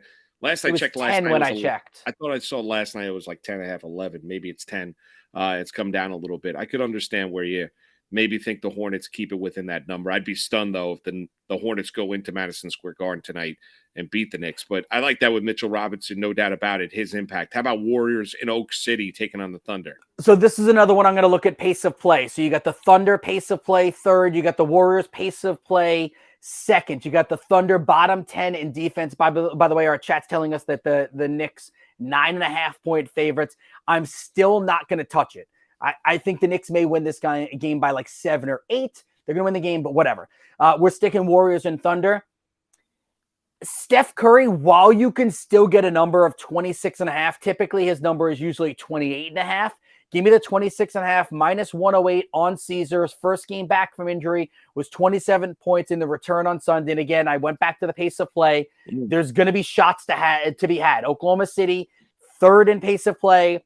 Warriors, second in pace of play. Again, I told you, going a little star chasing today. All right, so I like that. Steph Curry over 26.5 points, Warriors in Oak City. How about Jazz and Mavs? Jazz, 11th in pace of play. Where does that lead me? Jazz, 8th most points per game allowed in the NBA. You say Luka? I say Kyrie Irving. We're going to go over 25.5 points for Kyrie Irving, minus 118 on FanDuel. Shop your books. I've seen this fluctuate a little bit. If you want to go to 26.5 on a couple of the books, you can get into the plus money. His last 2 games, you got 30, you got 40 points. I think Kyrie has himself a night tonight. I wouldn't be mad at you if you wanted to chase plus money as well and go after the 7.5 assists. It's not something I always feel that confident with Kyrie about. And I'll also throw this out too. You can look at his rebound number as well. Because of the pace of play, sometimes that lends itself to long rebounds, which is something that a guard grabs. I haven't seen him grab big numbers yet while he's in Dallas, so I'm going to go with the points at 25.5. All right, 25.5 over for Kyrie. How about Grizzlies in LA taking on the Lakers? Anything with Mr. Street Clothes? Yeah, your boy, Anthony Davis. I'm going to go over 28.5 points here. Minus 119 on Caesars was the best number I could find. 30 or more points in back-to-back games in 3 of his last 4 games. Double-double, just for S's and G's, I looked it up. I like that. Minus 900 for a double-double. So clearly you're not going to do that. You're not going to rock with a triple-double because he doesn't do that. That's not part of his game. If you wanted to go with points and rebounds, you got to get up to 42.5. And really you're getting it at like minus 110, minus 115. So for the 10 cents or the 5 cents, I'd rather play it safer with the points at the 28.5. The rebounds are set at 14.5. A little bit too large for what I want to do there. I'm out on the rebound number. Just give me the points at 28.5. All right. Anything else? Yeah, so we all know about the Ja Morant issues, right? He's gone for a while, and we have no idea if and when he's coming back to the Memphis Grizzlies. Yesterday, I told you, start paying attention to Tyus Jones. So I'm looking at some of the numbers for Tyus Jones. If you want to go with his points, which he had 25 of those against the Clippers on Sunday, 15.5 is a number I believe that he will top. I think he's going to be closer to 20 tonight, minus 115 on FanDuel. I'm going to give you one more again because I'm trying to give you some plus money value here. I've already given you 2 plus money. Let me give you a third plus money. One of my top value plays of the day. Tyus Jones over 1.5 steals. Plus 105 is the best I could find on BetMGM. Had 5 steals in his last game. Averages 1 steal per contest. And remember, that's in limited time as the backup point guard. Now he's going to be out there 26, 28, 30, 32 minutes, whatever it may be. I think he gets 2 steals, maybe even 3 or 4. So give me over 1.5 at plus 105. All right. What of all the plays? Holiday, Robinson, Curry, Kyrie, Davis, the value play, Tyus Jones, and Tyus Jones over 15.5 points.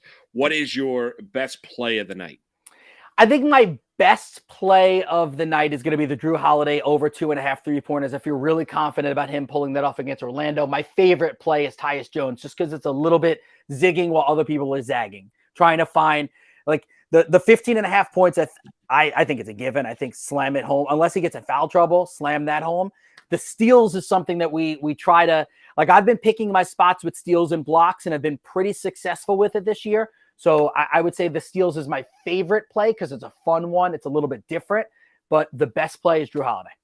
All right, I'm going to give you one. We don't have Sean Zarilla is going to join us. We're going to right after the timeout, and we'll chat with him. Going to give you one NHL play tonight that I like. We're going to go down to Florida, Panthers and Vegas Golden Knights. I like the over 6.5 goals in the game. They met, I think, about 15 games ago in Vegas. Florida lost the matchup 4-2. You look at it, the Panthers are averaging, on average, right around 3.4 goals per game. Vegas is averaging a tad over 3 goals per game. I understand that's where you get to the 6.5. However, you look at Vegas's style of play. They're offensive-minded. You're seeing scoring go tick up here in the second half of the National Hockey League, a little bit more wide open. We could talk about the brilliance of Connor McDavid. Once again, another 2-goal night last night, including 1 goal, which was unbelievable. Ridiculous. Like just an all-world goal. It's unbelievable. But I'll give you one NHL play that I love. I'll have some more tomorrow. But one NHL play that I really like tonight, I'm going to take the over Vegas and Florida tonight, over 6.5 goals. Check your books. I think the last I checked on FanDuel was sitting right around minus 125, minus 130. So check it, but I do like that over 6.5. I think it's going to be a high scoring affair down in South Beach. Quick is not starting tonight, correct? I don't believe so. Yeah, no. he was this weekend. Okay. Yes. Yeah. I don't believe so. So even if right. So I like that matchup. And listen, McDavid, when you are through the amount of games that he has played this year, when you are and we all understand how great McDavid is, but the only players through this amount of games for Edmonton that have scored more points has been Gretzky, Lemieux, and Yager. Yeah. That's it. It's pretty good class. He's got 124 points through the 62 games or whatever. And his career high, he already beat his career high. And he did that last year in, I think it was 53 goals. So he's on pace for 67 goals. Right. Can we get a 3-goal game mixed in there at some point to get us closer to 70? You think he gets 70? I think he's got a shot. Yeah, Right, I because think it's not like they can start limiting his time. They need him to play. no, right, correct. So I think he's going to get to 70 goals. Oh God, I want that to happen so badly. Like watching him skate is just amazing. Yeah. Like I wonder what he looked like when he was like 9, 10, 7, 8. Like was he just like I'm curious, like that young. What did they all just know when he was that young? Probably someone like him, you knew. You think so? I would think so. Like, don't we hear all the stuff? Like Jack Hughes was a guy that when he was like 12 or 13, people were already starting to talk about like all the Hughes brothers were going to be NHL players. Yeah, you're probably right. I mean, you're probably right. I don't know. I'm trying to like, cross it over. Like, all right, so how about we take it back almost an hour ago when we talked about Arch Manning, right? Like barring an injury or anything like that, like we've been hearing about, and I know his name carries more weight because of his family. Don't you think his name carries more weight? Yeah. Because because the Mannings are everywhere. Yeah.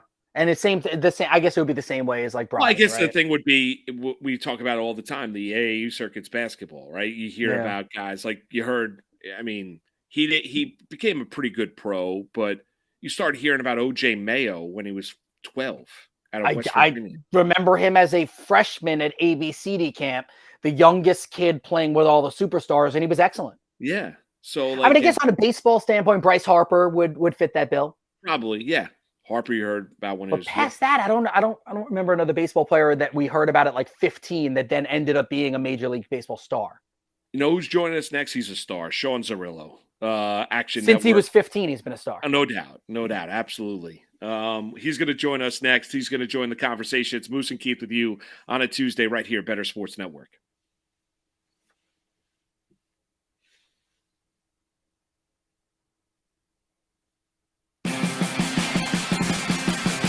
Talk about your picks and your fantasy teams on Bettor Sports Network. The importance of checking out the site that you're playing on. Default rankings of these sites. A lot of times they don't get updated. I know from experience. I used to write default rankings for the NFBKC, the basketball version of the NFBC. I'd write these default rankings in June for the NBA, before the NBA draft, before free agency opened up. And guess what?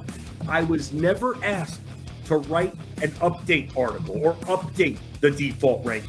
This happens a lot. Maybe if there's something obvious, it gets updated. Aaron Judge, for some reason, hurts his back. Maybe they make that change. Just maybe. But you don't know that. And that's why it's just so important that you show up to your draft room or you do that pre-draft prep. We're all busy. We know we're about to devote a lot of time to our fantasy baseball drafts.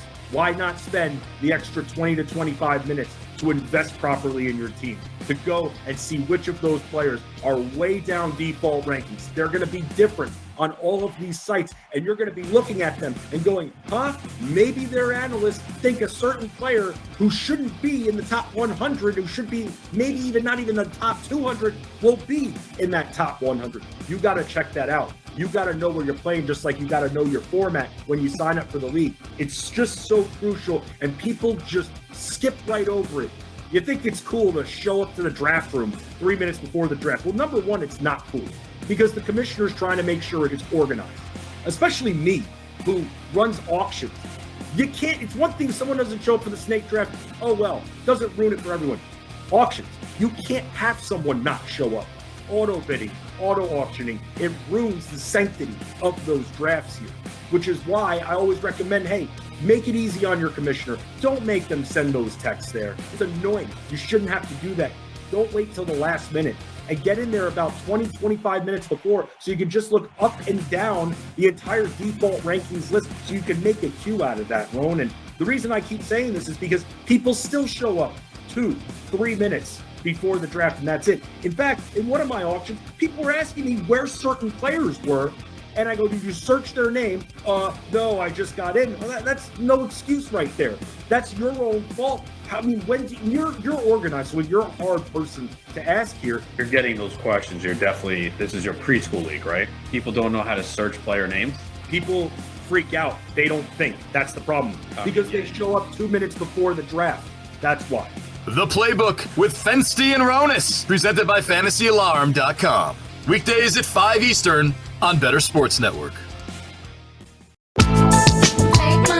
West Side, bad boy. Moose and Keith on Bettor Sports Network. Sean Cirillo joins us now, Action Network. Good morning, Sean. How you doing, bud? Doing great. Got some competitive baseball games to bet on tonight. Placed my first baseball bets in quite some time this morning, I guess since Game 6 of the World Series. So, well, let's start there. What do you love? What do you like? Yeah, I projected Cuba. I wouldn't really make more than about a 58% favorite against anybody in their group. This Cuban team is not as talented as the Cuban team we've seen in the past.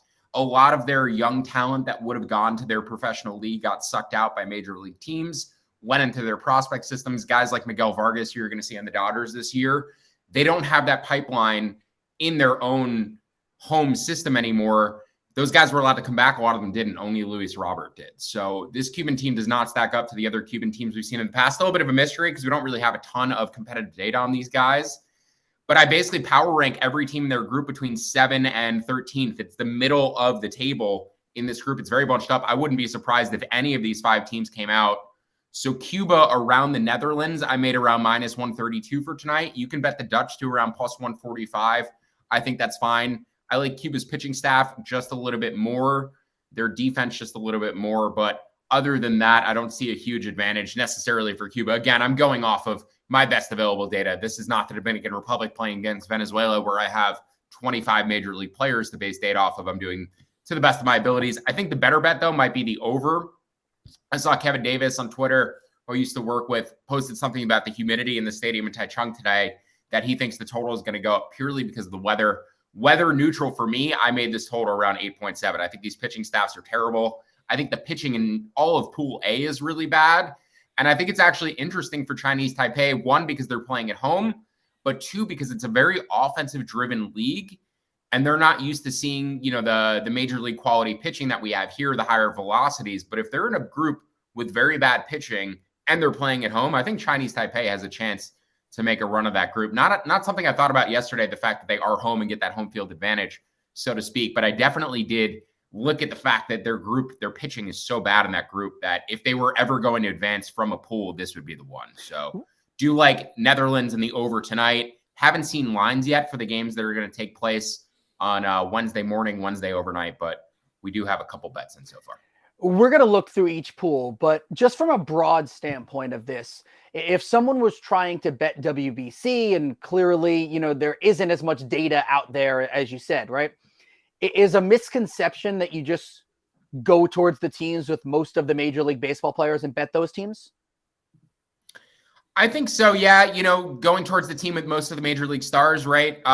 Just going with the Netherlands, like they have Xander Bogaerts on the team, but when I projected out the entirety of Team Italy's roster as compared to the Netherlands roster, even though the Netherlands has some better star MLB players, some more recognizable names, Italy's balance of MLB players, particularly like the number of arms that they have in their bullpen that have major league experience, they sort of projected out a little bit better to me. So Italy doesn't have as much name brand talent. I mean, they have Vinny Pasquantino. Everybody loves Vinny. I think Vinny's going to be a star. This could be a breakout time for him in the WBC, especially if he gets Italy to advance. But, it's not necessarily like just the teams who have the major league players, because your Koreas, your Japan, those teams stack up in the top 5 with anybody, in my opinion. And really, their only major league players are Ohtani, Lars Nootbaar, and Tommy Edman, and Ha-Seong Kim amongst them. So, yeah, the Japanese, the Korean leagues, they certainly stack up to the higher levels of what we would quantify as American minor league baseball. Japanese probably more quad A, and Korean baseball probably more in that AA, AAA range. But doesn't mean these teams can't be competitive. And once you get to a single elimination bracket, literally anything can happen. Japan's won this tournament twice. Sean, when you look at the top of the market in terms of who can win it, who do you favor over the others? Like, who do you think is coming in with the best chance of winning the WBC? Yeah, I think the United States has the best team. That actually surprised me. I thought I was going to project the DR as the better team once I put everything into the model. Them losing Vlad Guerrero Jr. this week may have been the difference, because I do have the USA slightly ahead of the DR. I rank our pitching like 1/10, of an ERA run better, 3.6 versus 3.7. Offense slightly better. The big difference for me, though, is the defense. we have a lot of defense and speed, and we're going to see the old rules that we're accustomed to, shifting, smaller base sizes, things of that nature. So defensive shifting going to be very important. And I think our players are a bit more accustomed to shifting and grow up that more frequently than teams like Japan and Korea do. So I think that's an advantage for us, but particularly against the Dominican Republic, who a lot of people view as the true favorite in this tournament. I have them as the second best team. Their corner outfielders, which is Eloy Jimenez, Teoscar Hernandez, Juan Soto, all below average defenders, below average athletes. And then Gary Sanchez behind the plate, we all know is an absolute wreck defensively. So we get Mookie Betts, Trey Turner on the base pass. We're going to be double stealing. We're going to be doing all sorts of stuff against that team with Gary Sanchez or Francisco Mejia behind the dish. We're going to absolutely torture them offensively with our base running and our speed. And then on the defensive end, I think we're going to take outs away from them. So Team USA not only is the best team on paper for me, they also have the weakest group. They should be the safest team to advance to the second round. They really have no serious challenger in their own pool. But then once they get to the knockout stages, they're probably going to have to beat the other top 3 teams in succession. Venezuela, my number 4 team, Japan, my number 3 team, and then DR in the finals, my number 2 team. So we're probably going to qualify Team USA, but then once we qualify, we probably have the most difficult path because we have to go through the other top 3 teams aside from ourselves. The other teams that I rank as the best teams, the DR, as I said, but I do put the 4th and 6th best teams in the tournament, Venezuela, and then Puerto Rico, who's made the finals the past 2 times, in that group with them. So if the DR ends up losing their pool, wouldn't be surprised. If they get eliminated by Venezuela and Puerto Rico, I wouldn't be shocked either. Those teams stack up really well with them, and I'm really not going to make Dominican Republic more than about a 60, 62% favorite against the likes of Puerto Rico in an average game. So I think the DR is vulnerable just because of their group that they're in. I think USA is safe. I think Japan and Korea are safe because they're in a very light group, 2 top 5 teams and then 3 bottom 5 teams who basically you have almost no major league data on, but I would be very surprised if they advance. So those 2 teams seem very safe to advance. And then Korea and Japan relative to that pool A, I would favor them in any of the crossover quarterfinal matchups. Both of those teams, I would make around 54% at minimum against Cuba. So I think Korea, the team to target, certainly because I expect them to advance to the next round and then have a game where they're going to be favored in that quarterfinal matchup. So I think Korea has a pretty safe path to the semifinals. They're out there at some good numbers right now. And then Venezuela, I mentioned as well. I think they're an elite team. They stack up with the DR, with Japan, with USA. I really wouldn't make them below about 55, 60% in any matchup, depending on pitching. But yeah, Venezuela for me, Korea, the underrated teams. And if I reseeded these purely based on my power rankings, Venezuela would have been a 1 seed. So the fact that they're the second team in their group and they have Puerto Rico in there with them, that's just what makes it a really, really tough pool for the Dominican Republic. Betting World Baseball Classics, similar to betting like World Cup, picking teams to advance out of their pools and then go forward. Am I correct about that? A little bit, yeah. I haven't seen as many odds for teams to advance, like just, getting a market to advance. You can bet teams to win their pool. You do have the round robin with these 4 pools of 5 teams. And obviously the USA is heavily favored. They're minus 400. I think there may be value on the USA at minus 400. We're going to be 65% or higher in each of our games. And that's assuming Julio Urias starts for Mexico and they don't use Urias against one of their other opponents. So, yeah, I think USA minus 400 to win their pool, pretty safe. If you want to parlay that up with some other things. But the other 3 pools, I took a shot on some long shots. Pool A, I like Italy. I mentioned I view them pretty similarly to the Netherlands, except they're double the price. They're plus 600. The Netherlands is plus 280.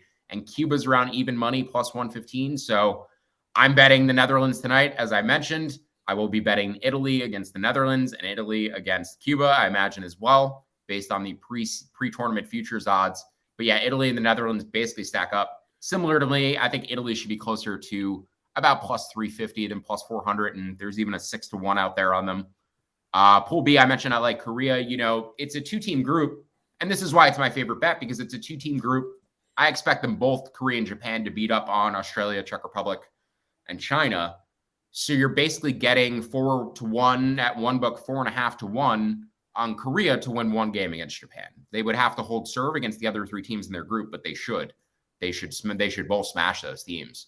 So that's why I like doing this power ranking, because I knew that there was a gap between Korea, Japan, and the other 3 teams in their group. I didn't think about the fact that it was 2 top 5 teams, 2 bottom 5, or 3 bottom 5 teams, and it's a 2-team group. We know who is advancing, but the winner is going to come down to one game, and we could get 4-1 on the underdog when the real line in that game is probably going to be about plus 200, maybe, assuming some combination of Ohtani and Sasaki pitches for Japan. So love Korea to win their group. And then I mentioned as well Venezuela, 4-1, Dominican Republic in that group. Wouldn't be surprised if Puerto Rico won it either, but I would not lay the price. You can get as low as about minus 275 in Dominican Republic. That's way too juiced, considering how I would project Venezuela and Puerto Rico in games against them. So, Sean, what have you taken? Do you like the WBC as an event? And like, what have you learned from, past, WBC experiences coming in? I know every scenario is different, but, what do you take from, and what have you learned from past WBCs that you use in this one? I think the trend is that the rest of the world is getting better at baseball. I think people are surprised that Japan won the first 2 World Baseball Classics, and Team USA did not have an easy time winning the last one. I believe we played a lot of close games. I remember Torrey Hunter robbing a home run.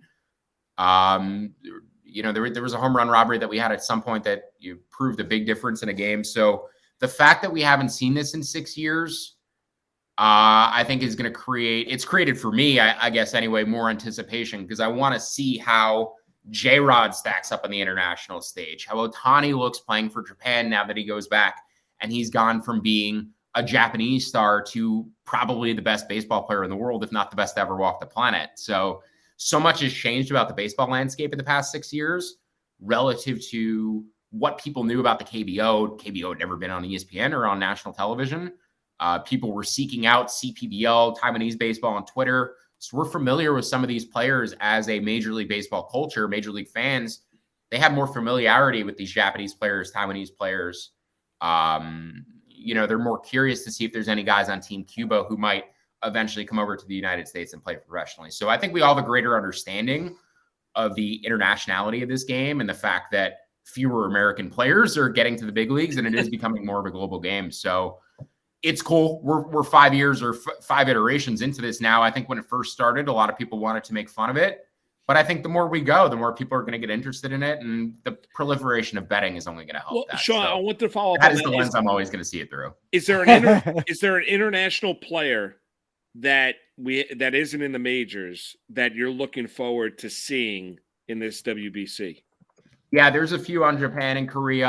Roki Sasaki, certainly from Japan. I believe he threw, back-to-back no-hitters in the MVP last year. Tetsudo Yamada on Japan has always been called the Mike Trout of Japan. He's an infielder, but he's phenomenally talented. It'll be interesting to see him on a big stage. There's an outfielder on Korea whose name is slipping my mind right now, but he's very likely to come over to the major leagues in the very near future. So, we saw Kodai Senga sign with the Mets this year and sign a big contract. There's a lot of players in Japan and Korea who could play at this level. Ha-Seong Kim came over, kind of struggled in his rookie year, was much better last year. And then even particularly towards the end for the Padres, there were people who thought he should have been their leadoff hitter in the playoffs. So there's stars in Korea, there's stars in Japan that want to stay domestically that may not necessarily want to come over and leave their families and learn a new culture and come play here. But these guys are certainly capable of competing at the major league level.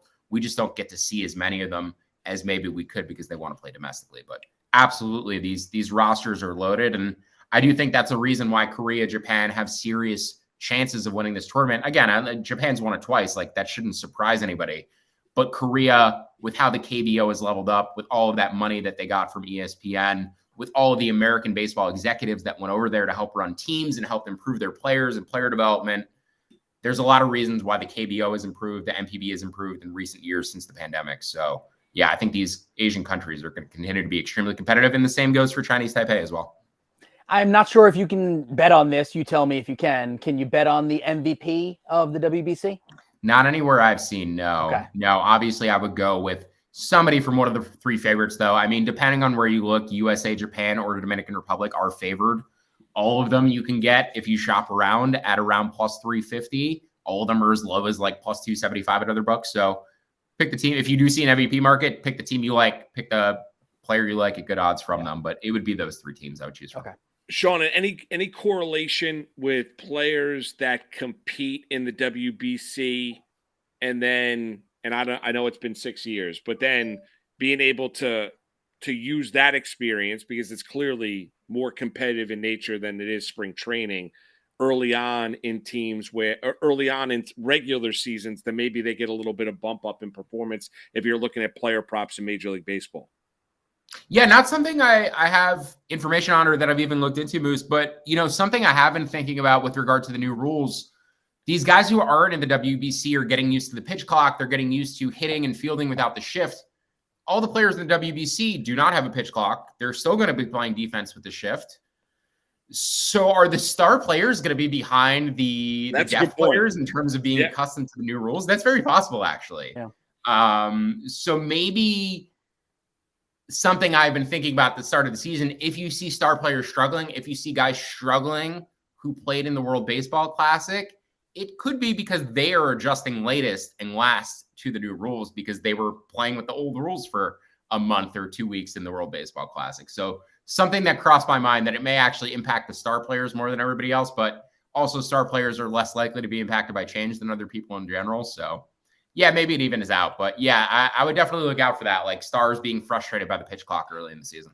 Sean, last one for me would be over to Major League Baseball. Would be anything since last we had you on that you jumped on futures wise, because you're great with this kind of stuff, breaking down that you love in baseball that you've been looking at over the last week and a half, 2 weeks.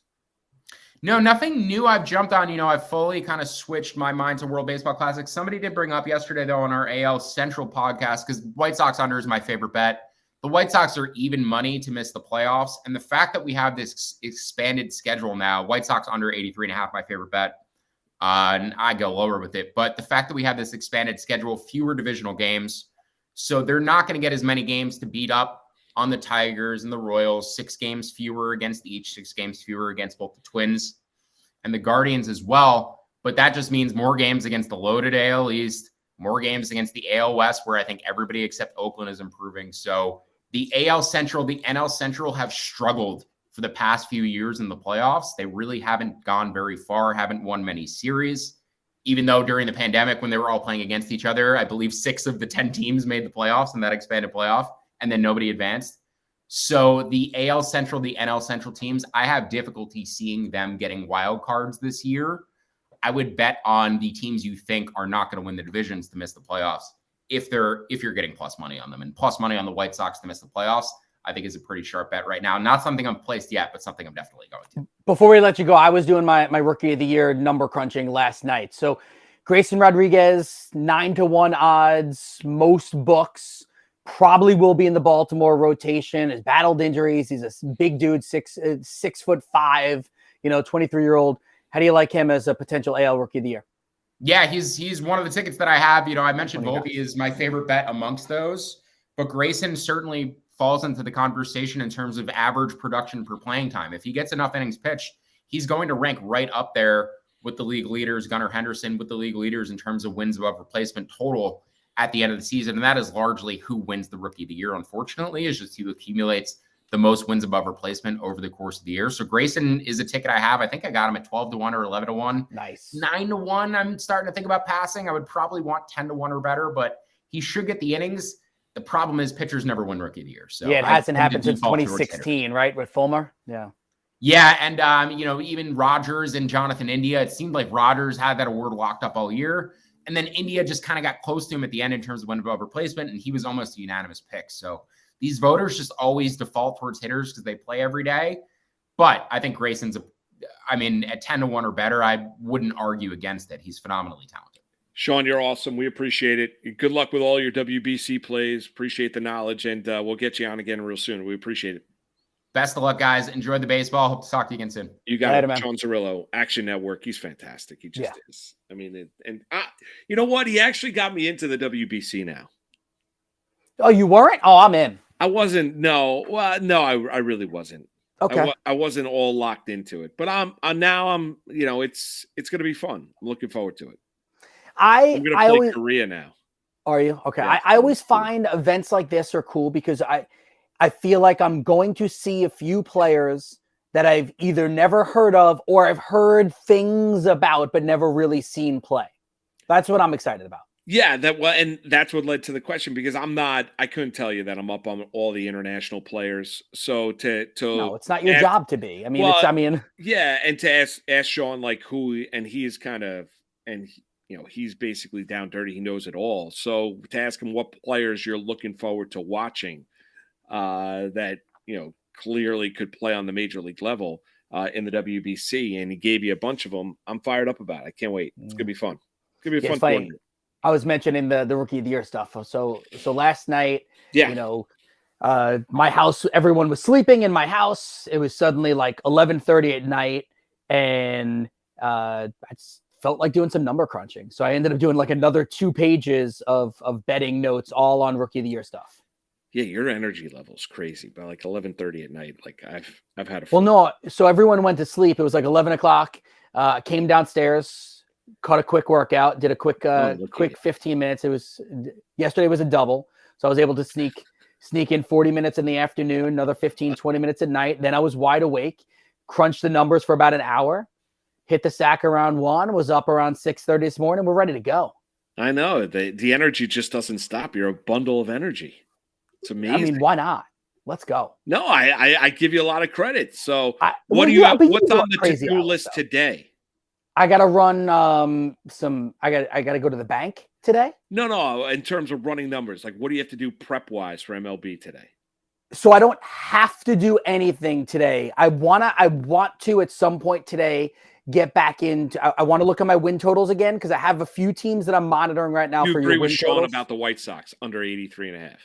I like that one. Yeah, I mean, I don't like a lot of the unders. I just don't like rooting for unders. I find them, almost counterintuitive to what I want from sports. But yeah, that's a good one. I like the Cubs over. If I'm going to go with a Chicago team that I like the Cubs over. What was the number I had? I'll give me 1 second. I had it as over 77.5. They were 74 wins last year. You bring in Dansby Swanson, Nico Horner's going to move to second base. Like, there's a few reasons why. The only under that I do like, actually, I like the under 60.5 wins for the Nationals. They're going to be god awful. Yeah, they're going to be dreadful. Like they might win like 55 games. Yeah. Moose, can you do this read, because I don't want to do it because it's going to make me cry? What? Sure. The CAA read. Go ahead. Can you do it? Because it's going to make me sad. Well, watch the CAA Conference Championship game with us tonight at 7 Eastern and compete in our live Q&A contest on the Bettor Sports Network app. It's Charleston versus UNC Wilmington on BettorCast. Watch, play, and win prizes by answering predictive questions about the game while having fun chatting with our community in real time. Join us at BettorCast on the Bettor Sports Network app tonight at 7 Eastern. Tour Junkies will air on bettorsports.com and on YouTube, Twitter, Facebook, and Twitch at bettor.com. Yeah, CAA championship. Yeah. Baby J with a bet tonight in the NBA. Knicks, Bucks, Wiz, money line, parlay plus 104. Knicks, Bucks, Wiz. Who do I'm blanking on who the Wizards have tonight. I don't know who the Wizards have. At the Pistons. Yeah, that's winnable. Yeah, it's winnable. I would like a little bit more bang for my buck at plus 104 for that many legs. Well, there you go, Baby J. You're on record. Keith, I'm sorry about Hofstra. Yeah, it's tough. I'm sorry about Hofstra. You want me to cry now? No. You're not going to cry. We've already got that.